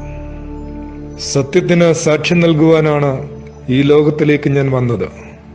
സത്യത്തിൽ നിന്നുള്ളവൻ എന്റെ സ്വരം കേൾക്കുന്നു. പീലാത്തോസ് ചോദിച്ചു, എന്താണ് സത്യം? അവിടെ പതിവ് പോലെ സത്യം അവന്റെ മുമ്പിൽ നിശബ്ദമായി നിന്നു. വീണ്ടും പീലാത്തോസ് യേശുവിനെ രക്ഷിക്കാൻ ശ്രമിക്കുന്നുണ്ട്. നീ എന്താണ് മറുപടിയൊന്നും പറയാത്തത്? നോക്കൂ, എത്രയോ കുറ്റങ്ങളാണ് അവർ നിന്റെ മേൽ ആരോപിക്കുന്നത്. പിന്നീട് തിരികെ സന്നദ്ധരീം സംഘങ്ങളോടും ജനക്കൂട്ടത്തോടും ചെന്ന് പീലാത്തോസ് പറയുന്നു, ഈ മനുഷ്യനിൽ ഒരു കുറ്റവും ഞാൻ കാണുന്നില്ല. അപ്പോഴേക്കും ആ ജനക്കൂട്ടം ഇളകിമറിഞ്ഞു പറയുന്നു, ഇവൻ ഗലീലി മുതൽ ഇവിടം വരെയും യൂദായിലെങ്ങും പഠിപ്പിച്ചുകൊണ്ട് ജനങ്ങളെ ഇളക്കിവിടുന്നു. ഇതിലെ ഒരു വാക്ക് പീലാത്തോസിന്റെ മനസ്സിൽ തട്ടി. യേശു ഒരു ഗലീലയനോ? ഉടൻ തന്നെ അവൻ ഹെരോദേസ് അന്തിപ്പാസിന്റെ അടുത്തേക്ക് അവനെ അയക്കാൻ തീരുമാനിക്കുന്നു. അന്തിപ്പാസുമായുള്ള തന്റെ വഷളായ ബന്ധത്തെ ഒന്ന് നേരെയാക്കിയെടുക്കാൻ ഇത് ഉപകരിക്കുമെന്നും അവൻ ചിന്തിച്ചു. ആ സമയത്ത് പെസഹ തിരുനാളിൽ സംബന്ധിക്കാനായി ഹെരോദേസ് അന്തിപ്പാസ് ജെറുസലേമിലുണ്ട്. ഹെരോദേസിന്റെ നിരവധി ചോദ്യങ്ങളോട് യേശു ഒന്നും മറുപടി പറയുന്നില്ല. അയാൾക്ക് നന്നേ കോപം വന്നു. ഹെരോദേസ് പടയാളികളോട് ചേർന്ന് അവനോട് നിന്ദ്യമായി പെരുമാറുകയും അവനെ അധിക്ഷേപിക്കുകയും ഒരു ചുവന്ന വസ്ത്രം ധരിപ്പിക്കുകയും ചെയ്തു. വീണ്ടും പീലാത്തോസിന്റെ അടുത്തേക്ക് യേശു തിരിച്ചയക്കപ്പെടുന്നു. പീലാത്തോസ് പറയുന്നു, ജനങ്ങളെ തെറ്റിക്കുന്നുവെന്ന് പറഞ്ഞ് നിങ്ങൾ ഈ മനുഷ്യനെ എന്റെ മുമ്പിൽ കൊണ്ടുവന്നു. ഇതാ നിങ്ങളുടെ മുമ്പിൽ വെച്ച് തന്നെ ഞാൻ ഇവനെ വിസ്തരിച്ചു. നിങ്ങൾ ആരോപിക്കുന്ന കുറ്റങ്ങളിൽ ഒന്നുപോലും ഇവനിൽ ഞാൻ കണ്ടില്ല. ഹെറോദേസും കണ്ടില്ല. അവൻ ഇവനെ നമ്മുടെ പക്കലേക്ക് തിരിച്ചയച്ചിരിക്കുന്നു. നോക്കുക, മരണശിക്ഷ അർഹിക്കുന്ന ഒരു കുറ്റവും ഇവൻ ചെയ്തിട്ടില്ല. അതിനാൽ ഞാൻ ഇവനെ ചമ്മട്ടി കൊണ്ടടിച്ച് വിട്ടയക്കും. അതുപോലെ തന്നെ ഒരു ആനുകൂല്യം കൂടി അയാൾ മുന്നോട്ട് വയ്ക്കുന്നു. പെസഹ പെരുന്നാളിൽ ജനക്കൂട്ടത്തിന്റെ അഭ്യർത്ഥനയനുസരിച്ച് ഇഷ്ടപ്പെടുന്ന ഒരു തടവുകാരനെ മോചിപ്പിക്കാറുണ്ടല്ലോ. ഞാൻ ആരെ വിട്ടുതരണമെന്നാണ് നിങ്ങൾ ആഗ്രഹിക്കുന്നത്? ബറബാസിനെയോ ക്രിസ്തു എന്ന് വിളിക്കപ്പെടുന്ന യേശുവിനെയോ? ഇതിനിടയിൽ പീലാത്തോസിന്റെ ഭാര്യ അയാൾക്കൊരു കുറുമാനം അയക്കുന്നതായും നാം വായിക്കുന്നുണ്ട്. ഒരു വശത്ത് ജനക്കൂട്ടം ആർത്തട്ടഹസിക്കുന്നു. യേശു മൗനമായി നിൽക്കുന്നു. പീലാത്തോസ് ആന്തരികമായ വ്യഥയിൽ അകപ്പെടുന്നു. പീലാത്തോസ് വീണ്ടും ചോദിക്കുന്നു, ഞാൻ ആരെ വിട്ടയക്കണം? യഹൂദജനം അട്ടഹസിക്കുന്നു, അവനെ ക്രൂശിക്കാം, അവനെ ക്രൂശിക്കാം. ഈ നീതിമാന്റെ രക്തത്തിൽ എനിക്ക് പങ്കില്ല എന്ന് പറഞ്ഞ് അയാൾ ഒരു പാത്രമെടുത്ത് തന്റെ കൈകളെ കഴുകുന്നു. അവന്റെ രക്തം ഞങ്ങളുടെ മേലും ഞങ്ങളുടെ സന്തതികളുടെ മേലും ആയിക്കൊള്ളട്ടെ എന്ന് പറഞ്ഞ് ആ ജനക്കൂട്ടം മാർത്തട്ടഹസിക്കുന്നു. യേശുവിനെ ചമ്മട്ടിയടിക്ക് പീലാത്തോസ് വിധേയനാക്കുന്നു. ഒരുപക്ഷെ ഇവനെ മരണശിക്ഷയിൽ നിന്ന് രക്ഷിക്കുക എന്ന് പോലും അയാൾ ആഗ്രഹിച്ചിട്ടുണ്ടാവും. എന്നാൽ ഇത് അപകടകരമാണ് എന്ന് മഹാപുരോഹിതന്മാർ മനസ്സിലാക്കി അവർ അടുത്ത തന്ത്രം പ്രയോഗിക്കുന്നു. മുൾക്കിരീടവും ചുവന്ന മേലങ്കിയും ധരിച്ച് കടന്നു വരുന്നവനെ കണ്ടപ്പോ പ്രധാന പുരോഹിതന്മാരും സേവകരും വിളിച്ചു പറഞ്ഞു, അവനെ ക്രൂശിക്കുക. പീലാത്തോസ് പറഞ്ഞു, നിങ്ങൾ തന്നെ അവനെ കൊണ്ടുപോയി ക്രൂശിച്ചുകൊള്ളുക. എന്തെന്നാൽ ഞാൻ അവനിൽ ഒരു കുറ്റവും കാണുന്നില്ല. യഹൂദന്മാർ പറഞ്ഞു, ഞങ്ങൾക്കൊരു നിയമമുണ്ട്, ആ നിയമം അനുസരിച്ച് അവൻ മരിക്കണം. കാരണം അവൻ തന്നെ ദൈവപുത്രനാക്കിയിരിക്കുന്നു. പീലാത്തോസ് വീണ്ടും യേശുവിനോട് പറഞ്ഞു, നീ എന്നോട് സംസാരിക്കുകയില്ലേ? നിന്നെ സ്വതന്ത്രനാക്കാനും ക്രൂശിക്കുവാനും എനിക്ക് അധികാരമുണ്ട് എന്നറിഞ്ഞുകൂടെ? യേശു പറഞ്ഞു, ഉന്നതത്തിൽ നിന്ന് നൽകപ്പെട്ടിട്ടില്ലായിരുന്നുവെങ്കിൽ എന്റെ മേൽ ഒരധികാരവും നിനക്കുണ്ടാകുമായിരുന്നില്ല. അതിനാൽ എന്നെ നിനക്ക് ഏൽപ്പിച്ചു തന്നവന്റെ പാപം കൂടുതൽ ഗൗരവമുള്ളതാണ്. അപ്പോൾ മുതൽ പീലാത്തോസ് അവനെ വിട്ടയക്കാൻ ശ്രമിച്ചു. പക്ഷേ മഹാപുരോഹിതന്മാർ ഈ അപകടം മണത്തറിഞ്ഞു. ഇവനെ മോചിപ്പിക്കുന്ന പക്ഷം അങ്ങ് സീസറിന്റെ സ്നേഹിതനല്ല, തന്നെ രാജാവാക്കുന്ന ഏവനും സീസറിന്റെ വിരോധിയാണ് എന്നവർ പറഞ്ഞു. ഇത് പീലാത്തോസിനെ നന്നേ ബാധിച്ചു. അയാൾ പറഞ്ഞു, നിങ്ങളുടെ രാജാവിനെ ഞാൻ ക്രൂശിക്കണമെന്നോ? പ്രധാന പുരോഹിതന്റെ മറുപടി ഇങ്ങനെയാണ്, സീസർ അല്ലാതെ ഞങ്ങൾക്ക് വേറെ രാജാവില്ല. അപ്പോൾ പീലാത്തോസ് അവനെ ക്രൂശിക്കാനായി അവർക്ക് വിട്ടുകൊടുത്തു. പിന്നീട് അവനെ കുരിശിക്കാനായുള്ള ഗോഗുൽത്തായിലേക്കുള്ള യാത്രയാണ്.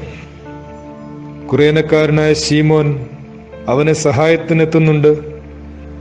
ജെറുസലേം പുത്രിമാർ അവനെ ചൊല്ലി വിലപിക്കുന്നുണ്ട്. നിരവധി നിന്ദനങ്ങളും പരിഹാസങ്ങളും ദുഷികളും അവൻ ഈ യാത്രയിൽ ഏറ്റുവാങ്ങുന്നുണ്ട്. കാൽവരിയിലെത്തി അവന്റെ വസ്ത്രങ്ങൾ ഉരിഞ്ഞു മാറ്റപ്പെട്ടു. അവന്റെ ഒപ്പം 2 കള്ളന്മാരുമുണ്ട്. അവന്റെ ഇരുകരങ്ങളും കുരിശിന്റെ കുറുകെയുള്ള തുലാത്തിലേക്ക് നീട്ടി. കൈകൾ ആണി കൊണ്ട് തറയ്ക്കപ്പെട്ടു. പാദങ്ങളിൽ ആണി തറച്ചു. കുരിശ് ഉയർത്തുന്നു. കുരിശിൽ നിന്ന് യേശു സംസാരിക്കുന്നു, പിതാവേ, ഇവരോട് ക്ഷമിക്കണമേ, ഇവർ ചെയ്യുന്നത് എന്തെന്ന് ഇവർ അറിയുന്നില്ല. ആ കുരിശിന്റെ ചുവട്ടിൽ നിന്നും വീണ്ടും പരിഹാസങ്ങളാണ്. ദേവാലയം നശിപ്പിച്ച് 3 ദിവസം കൊണ്ട് വീണ്ടും പണിയുന്നവനെ, നിന്നെ തന്നെ രക്ഷിക്കുക. നീ ദൈവപുത്രനെങ്കിൽ കുരിശിൽ നിന്ന് ഇറങ്ങി വരിക. ഞങ്ങൾ കാണുന്നതിനും വിശ്വസിക്കുന്നതിനും വേണ്ടി ഇസ്രായേലിന്റെ രാജാവായ ക്രിസ്തു കുരിശിൽ നിന്ന് ഇറങ്ങി വരട്ടെ, എങ്കിൽ ഞങ്ങൾ വിശ്വസിക്കാം. ഒരു കള്ളനിൽ നിന്ന് പോലും അവൻ നിന്ദനമേറ്റുവാങ്ങുന്നു. നിന്റെ മഹത്വത്തിൽ എന്നെയും ചേർത്തുകൊള്ളണമെന്ന് പറയുന്ന ഒരു കള്ളനോട് യേശു പറയുന്നു, സത്യമായും നീ എന്നോടുകൂടി ഇന്ന് പറുദീസയിലിരിക്കും. കുരിശിന്റെ ചുവട്ടിൽ അവനെ സ്നേഹിക്കുന്ന ആ ചെറു സംഘത്തിൽ ഉൾപ്പെട്ട തന്റെ അമ്മയോട് പറഞ്ഞു, സ്ത്രീയെ, ഇതാ നിന്റെ മകൻ എന്ന് യോഹന്നാനെ ചൂണ്ടിക്കൊണ്ട്. പ്രിയ ശിഷ്യനോട് പറയുന്നു, ഇതാ നിന്റെ അമ്മ. വീണ്ടും കുരിശിൽ നിന്നൊരു ശബ്ദമുണ്ട്, എന്റെ ദൈവമേ, എന്റെ ദൈവമേ, അങ്ങെന്തുകൊണ്ട് എന്നെ ഉപേക്ഷിച്ചു? കുറെ കഴിയുമ്പോൾ, എനിക്ക് ദാഹിക്കുന്നു, അവന് ചൊറുക്ക നൽകുന്നു. സകലതും നിവൃത്തിയായി. ഒടുവിൽ, പിതാവേ, നിന്റെ കരങ്ങളിൽ എൻ്റെ ആത്മാവിനെ ഞാൻ സമർപ്പിക്കുന്നു എന്ന് പറഞ്ഞ് അവൻ തല ചായ്ച്ചു. ഈ സമയം യെരുശലേം ദേവാലയത്തിന്റെ തിരശ്ശീലകളിലൊന്ന് മുകൾ മുതൽ അടിവരെ രണ്ടായി കീറിപ്പോയി. ഭൂമി കുലുങ്ങി, പാറകൾ പിളർന്നു, ശവകുടീരങ്ങൾ തുറക്കപ്പെട്ടു. സൂര്യൻ തന്റെ പ്രകാശത്തെ പിൻവലിക്കുന്നു. ശതാധിപൻ പറയുന്നു, സത്യമായും ഈ മനുഷ്യൻ ദൈവപുത്രനായിരുന്നു. ഈ വലിയ വെള്ളിയാഴ്ച അവൻ നമുക്കായി കുരിശിക്കപ്പെട്ടിരിക്കുന്നു. സുറിയാനി സഭാ പാരമ്പര്യങ്ങളിൽ വലിയ വെള്ളിയാഴ്ച ആചരണത്തിലെ ഓരോ യാമനമസ്കാരങ്ങളും ഈ സംഭവങ്ങളുമായി ബന്ധപ്പെട്ടാണ് പോവുക. രാത്രി നമസ്കാരം ഗത്സമന തോട്ടത്തിൽ വെച്ച് അവനെ ബന്ധിച്ച് മഹാപുരോഹിതന്മാരുടെ അരമനയിലേക്ക് കൊണ്ടുപോകുന്നതും, പ്രഭാത നമസ്കാരത്തിൽ മഹാപുരോഹിതന്മാരുടെ മുമ്പിലും നാടുവാഴിയായ പീലാത്തോസിന്റെ മുമ്പിലുമുള്ള വിചാരണയെ ചൊല്ലിയും, മൂന്നാം മണി നമസ്കാരം പീലാത്തോസ് വിധി പ്രസ്താവിച്ച് ക്രൂശിക്കുവാൻ യഹൂദന്മാരെ ഏൽപ്പിക്കുന്നതിനെയും, ആറാം മണി നമസ്കാരം യഹൂദന്മാർ കർത്താവിനെ ക്രൂശിക്കുന്നതും, 9-ാം മണി നേരം കർത്താവ് പ്രാണനെ വിട്ടതും നാം അനുസ്മരിക്കുന്നു. ഓരോ ദിനങ്ങളുടെയും യാമനമസ്കാരങ്ങൾ ക്രിസ്തുവിന്റെ പീഡാനുഭവങ്ങളോട് ചേർത്ത് വേണം സഖേ നാം പ്രാർത്ഥിക്കേണ്ടത്. അപ്പോഴാണ് അവനെപ്പോലെ സകല തിക്താനുഭവങ്ങൾക്കും നടുവിലും നിസ്തോഭമായി നിന്ന നന്മ മാത്രം തിരികെ നൽകുന്ന ഒരു നൽവാഴ്വായി നമ്മുടെ ജീവനവും പരിണമിക്കുക.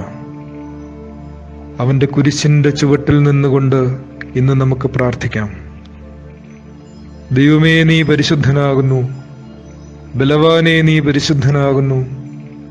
മരണമില്ലാത്തവനെ, നീ പരിശുദ്ധനാകുന്നു.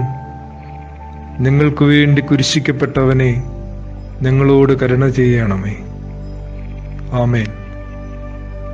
ആദരവോടെ സഖേർ. നമസ്തേ. യേശുവിന്റെ ക്രൂശാരോഹണത്തിന് ശേഷം തിരികെ പോകുന്ന മഹാപുരോഹിത സംഘത്തിലെ അംഗങ്ങൾ പെട്ടെന്നാണ് ഒരു കാര്യം ഓർത്തത്. സൂര്യൻ അസ്തമിക്കുന്നതിന് മുമ്പ് തന്നെ ഇന്ന് അവന്റെ ശരീരം സംസ്കരിക്കപ്പെടണമല്ലോ. അവരതിവേഗം പീലാത്തോസിന്റെ അടുക്കൽ ചെന്ന് വിവരം ധരിപ്പിക്കുന്നു.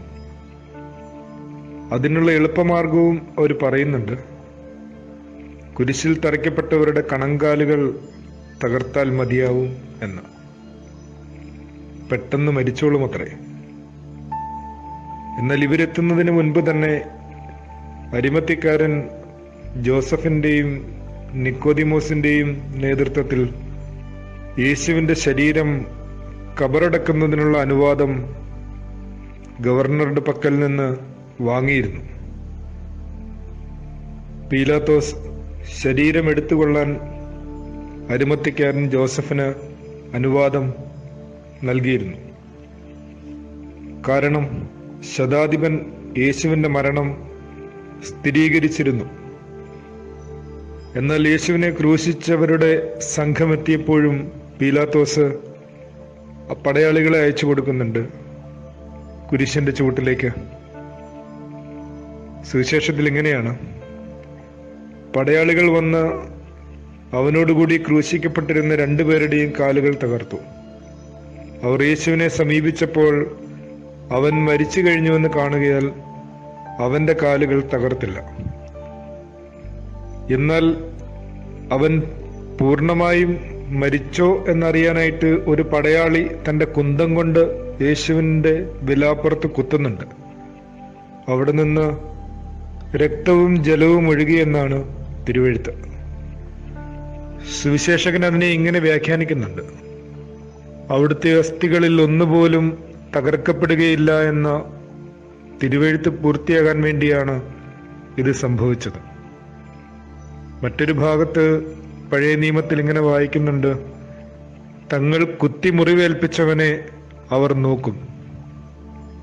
പുറപ്പാട് പുസ്തകത്തിൽ നിന്ന് ഈ അസ്ഥികളെ സംബന്ധിച്ചുള്ള ആദ്യത്തെ ഉദ്ധരണി കൊടുത്തിരിക്കുന്നത് അതിൻ്റെ ഒരു സൂചന പെസഹ കുഞ്ഞാടിനെ കുറിച്ചുള്ളതാണ്.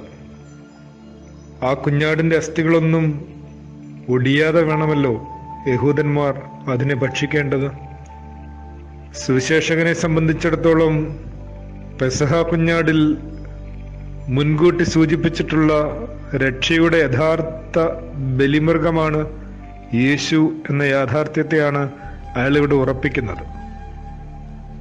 പടയാളികളുടെ ഈ പ്രവൃത്തികൾ എല്ലാം അവസാനിച്ചപ്പോൾ ജോസഫും കൂടെയുള്ളവരും തങ്ങളുടെ ജോലികൾ ആരംഭിക്കുന്നു.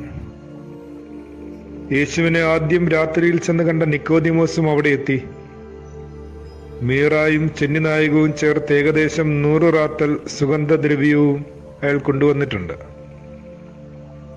നിക്കോദിമോസ് ശരീരം പൂശുന്നതിനുള്ള സുഗന്ധക്കൂട്ട് കൊണ്ടുവന്നതുപോലെ ജോസഫ് അത് പൊതിയുന്നതിനുള്ള കച്ചയും കൊണ്ടുവന്നിരുന്നു.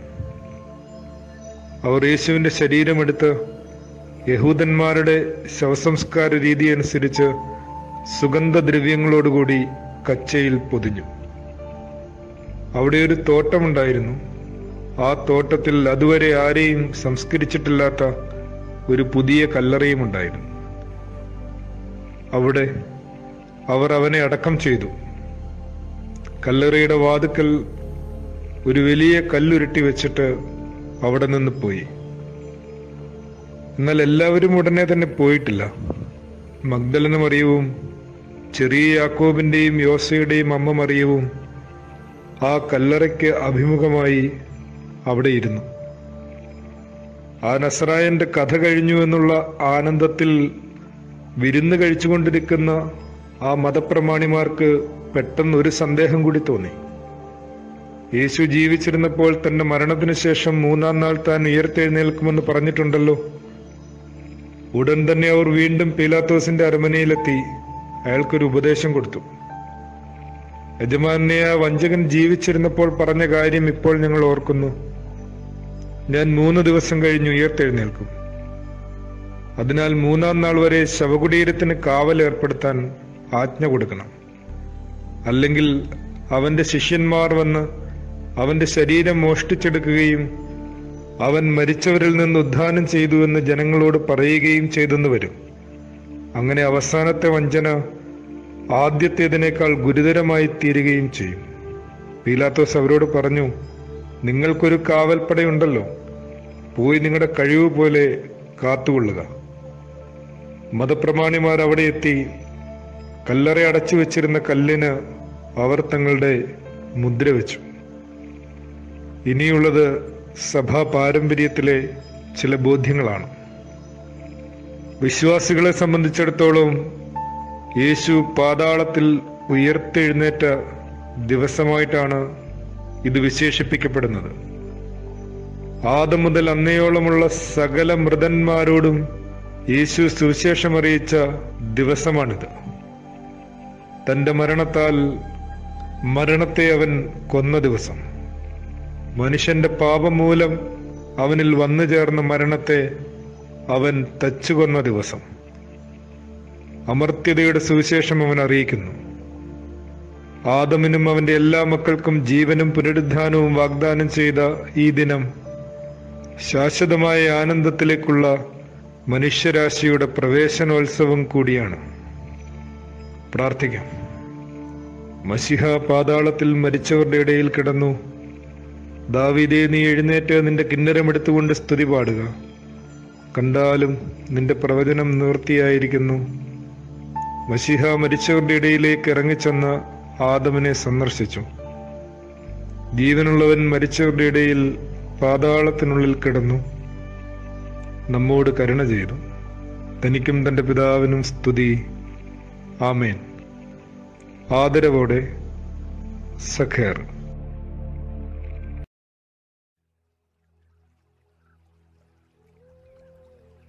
നമസ്തേ. മത്തായിയുടെ സുവിശേഷം 28-ാം അധ്യായം. അപ്പോൾ വലിയ ഭൂകമ്പമുണ്ടായി. കർത്താവിൻ്റെ ദൂതൻ സ്വർഗത്തിൽ നിന്നിറങ്ങി വന്ന് കല്ലുരുട്ടി മാറ്റി അതിന്മേലിരുന്നു. അവൻ്റെ രൂപം മിന്നൽ പിണർ പോലെയായിരുന്നു, വസ്ത്രങ്ങൾ മഞ്ഞുപോലെ വെളുത്തതും. അതിരാവിലെ നടന്ന ഈ അസാധാരണ സംഭവങ്ങളിൽ സംഭ്രമിച്ച് കല്ലറയുടെ കാവൽക്കാർ പട്ടണത്തിലേക്ക് ഓടി. നേരെ മഹാപുരോഹിത സംഘത്തിനടുത്തെത്തി.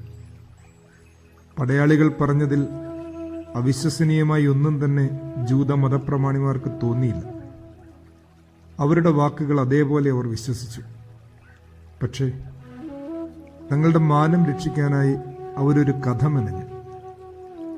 ഞങ്ങൾ ഉറങ്ങിയപ്പോൾ രാത്രിയിൽ യേശുവിൻ്റെ ശിഷ്യന്മാർ വന്ന് അവൻ്റെ ശരീരം മോഷ്ടിച്ചു കൊണ്ടുപോയി എന്ന് പറയണമെന്ന് പറഞ്ഞ് പടയാളികൾക്ക് പണം കൊടുത്ത് സമ്മതിപ്പിച്ചു. പീലാത്തോസ് അറിഞ്ഞാലും നിങ്ങൾക്ക് ഉപദ്രവമുണ്ടാകാതെ ഞങ്ങൾ നോക്കിക്കൊള്ളാം എന്നും പറഞ്ഞു. തിരുവെഴുത്ത് നോക്കുക. അവർ പണം വാങ്ങി അവരുടെ ഉപദേശപ്രകാരം ചെയ്തു. ഈ കഥ ഇന്നുവരെ ജൂതന്മാരുടെ ഇടയിൽ പരക്കെ പ്രചാരത്തിലിരിക്കുന്നു എന്നാണ് എഴുതിയിരിക്കുന്നത്. ഇവിടെ നല്ലൊരു കൗതുകമുണ്ട്. ഭൂമികുലുക്കമുണ്ടായതും ദൈവദൂതൻ പ്രത്യക്ഷനായതും അവന്റെ വസ്ത്രം മഞ്ഞുപോലെ വെളുത്തിരുന്നതുമൊക്കെ ഇങ്ങനെ വളരെ വിസ്മയനീയങ്ങളായ വൃത്താന്തങ്ങൾ പറഞ്ഞിട്ടും യഹൂദ മഹാപുരോഹിതന്മാർ അത് അപ്പാടെ വിശ്വസിച്ചു. യേശുവിനെ തീർത്തും വിശ്വാസമില്ലാത്തവരും അവൻ പറഞ്ഞതൊന്നും ഇന്നേവരെ അംഗീകരിച്ചിട്ടില്ലാത്തവരുമായിരുന്നു അവരെന്നോർക്കണം. ഇനി കൗതുകമെന്തെന്നറിയുമോ? അവന്റെ കൂടെ നടന്ന് പഠിച്ചവരും പറഞ്ഞതെല്ലാം പൂർണ്ണ വിശ്വാസത്തിലെടുത്തിരുന്നവരുമായ ശിഷ്യന്മാരെ നോക്കുക. അവന്റെ സഹയാത്രികരായിരുന്നവരിലെ പുരുഷന്മാരാകട്ടെ സ്ത്രീകളാകട്ടെ അവന്റെ പുനരുദ്ധാനം ആദ്യ വാർത്തയിൽ വിശ്വസിക്കാൻ അത്ര തയ്യാറായിരുന്നില്ല എന്നതാണ് ഇതിലെ വൈരുദ്ധ്യം. അവന്റെ കൂട്ടുകാർ അംഗീകരിക്കാൻ മടി കാണിച്ചത് അവനെ നിഷേധിച്ചവർ വിശ്വസിച്ചു എന്നത്. അതുകൊണ്ടാണല്ലോ അവർ പെട്ടെന്നൊരു നുണക്കഥയുണ്ടാക്കി പരസ്യപ്പെടുത്താൻ പണം കൊടുക്കുന്നത് പോലും. ഇനി അവന്റെ സഖാക്കളെ നോക്കുക. ആഴ്ചയുടെ ആദ്യ ദിവസം അതിരാവിലെ സൂര്യൻ ഉദിച്ചപ്പോൾ തന്നെ കല്ലറയിലേക്ക് പോയ ഒരു സംഘമുണ്ട്. മഗ്ദലന മറിയം, യാക്കോബിന്റെ അമ്മ മറിയം, ശലോമി, ജോവന്ന എന്നിവരും ഒപ്പം മറ്റു ചില സ്ത്രീകളുമാണ്. അവരെത്തിയപ്പോൾ കല്ലറയുടെ വാതിക്കലെ കല്ല് ഉരുട്ടിക്കളഞ്ഞിരിക്കുന്നതായി കണ്ടു. അകത്ത് കടന്നിട്ട് യേശുവിന്റെ ശരീരം കണ്ടതുമില്ല. അതിനെക്കുറിച്ച് ഭയപ്പെട്ട് നിൽക്കുമ്പോൾ മിന്നുന്ന വസ്ത്രം ധരിച്ച് 2 പേർ അവരോട് പറഞ്ഞു, നിങ്ങൾ ജീവനുള്ളവനെ മരിച്ചവരുടെ ഇടയിൽ അന്വേഷിക്കുന്നത് എന്തിന്? അവൻ ഇവിടെയില്ല, ഉയർത്തെഴുന്നേറ്റിരിക്കുന്നു. മുമ്പേ ഗലീലയിൽ ഇരിക്കുമ്പോൾ തന്നെ അവൻ നിങ്ങളോട് പറഞ്ഞത് ഓർക്കുന്നില്ലേ? മനുഷ്യപുത്രനെ പാപികളായ മനുഷ്യരുടെ കയ്യിൽ ഏൽപ്പിച്ച് ക്രൂശിക്കുകയും അവൻ 3-ാം നാൾ ഉയർത്തെഴുന്നേൽക്കുകയും വേണം എന്ന് പറഞ്ഞത് ഓർക്കുന്നില്ലേ? ആ സ്ത്രീകൾ യേശു പറഞ്ഞത് അപ്പോൾ ഓർത്ത് കല്ലറ വിട്ട് മടങ്ങി വന്ന് 11 ശിഷ്യന്മാരോടും ഇത് പറഞ്ഞു. തിരുവെഴുത്ത് നോക്കുക. ഈ വാക്ക് അവർക്ക് വെറും കെട്ടുകഥ പോലെ തോന്നി. അവരെ വിശ്വസിച്ചില്ല. ഇനി യോഹന്നാന്റെ എഴുത്തിൽ മഗ്ദലനയാണ് ആദ്യം ഈ വാർത്ത പറയുന്നത്, അതും പത്രോസിനോടും യോഹന്നാനോടും. ഇത് കേട്ട അവർ ഓടി കല്ലറയിൽ ചെന്നു. ശീലകൾ മാത്രം കണ്ടു. അത് കണ്ടപ്പോൾ അവർ വിശ്വസിച്ചുവെന്നാണ്. പത്രോസ് പോയി നോക്കി സംഭവിച്ചതെന്തെന്ന് ആശ്ചര്യപ്പെട്ട് മടങ്ങിപ്പോന്നു എന്നാണ് ലൂക്ക എഴുതിയിട്ടുള്ളത്. പത്രോസും യോഹന്നാനും മടങ്ങിയിട്ടും മഗ്ദലന മറിയം കല്ലറയുടെ പുറത്ത് കരഞ്ഞുകൊണ്ട് നിന്നു. കരച്ചിലിനിടയിൽ അവൾ കല്ലറയിൽ ഒന്നുകൂടെ കുനിഞ്ഞു നോക്കി. യേശുവിന്റെ ശരീരം കിടന്ന സ്ഥലത്ത് വെള്ള വസ്ത്രം ധരിച്ച 2 ദൂതന്മാർ, ഒരുത്തൻ തലയ്ക്കലും ഒരുത്തൻ കാൽക്കലും ഇരിക്കുന്നത് കണ്ടു. അവർ അവളോട് ചോദിച്ചു, സ്ത്രീയെ, നീ കരയുന്നത് എന്തിനാണ്? എന്റെ നാഥനെ ആരോ എടുത്തുകൊണ്ടുപോയി, അവനെ എവിടെ വെച്ചുവെന്ന് ഞാൻ അറിയുന്നില്ല എന്നവൾ കരഞ്ഞുകൊണ്ട് പറഞ്ഞു. ഇത് പറഞ്ഞിട്ട് അവൾ തിരിഞ്ഞു നോക്കിയപ്പോൾ തൊട്ടു പിന്നിൽ ഒരാൾ. അത് യേശുവാണെന്ന് അതിരാവിലത്തെ അരണ്ട വെളിച്ചത്തിൽ അവൾക്ക് വ്യക്തമായതുമില്ല. യേശു അവളോട് ചോദിച്ചു, സ്ത്രീയെ, എന്തിനാണ് നീ കരയുന്നത്? അവൻ ആ തോട്ടത്തിന്റെ ഉടയവനാണെന്ന് കരുതി അവൾ പറഞ്ഞു, യജമാനെ, നീ അവനെ എടുത്തുകൊണ്ടുപോയി എങ്കിൽ അവനെ എവിടെ വെച്ചു എന്ന് പറഞ്ഞു തരണം. ഞാൻ അവനെ എടുത്തുകൊണ്ട് പോയിക്കൊള്ളാം. പെട്ടെന്ന് യേശു അവളെ വിളിച്ചു, മറിയം.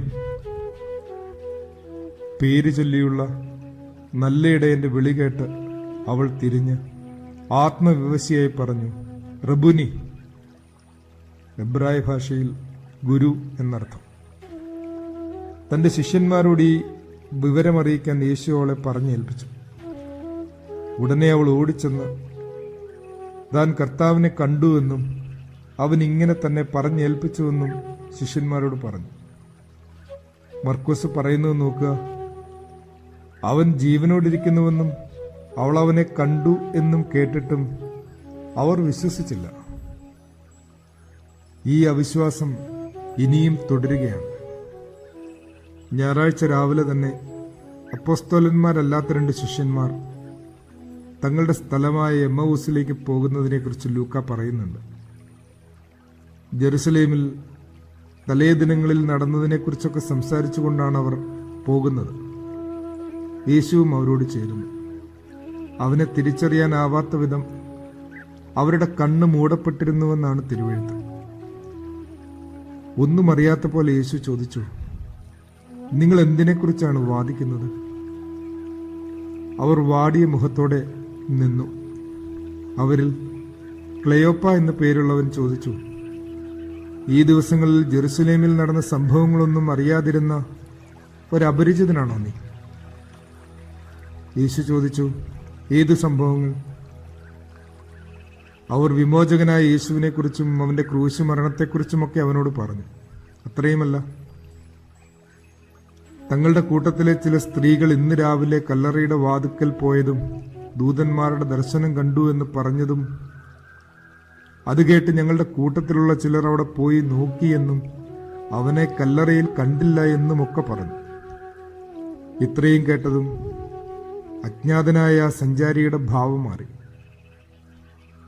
അയ്യോ ബുദ്ധിഹീനരെ, പ്രവാചകന്മാർ പറഞ്ഞിരിക്കുന്നത് വിശ്വസിക്കാത്ത മന്ദബുദ്ധികളെ!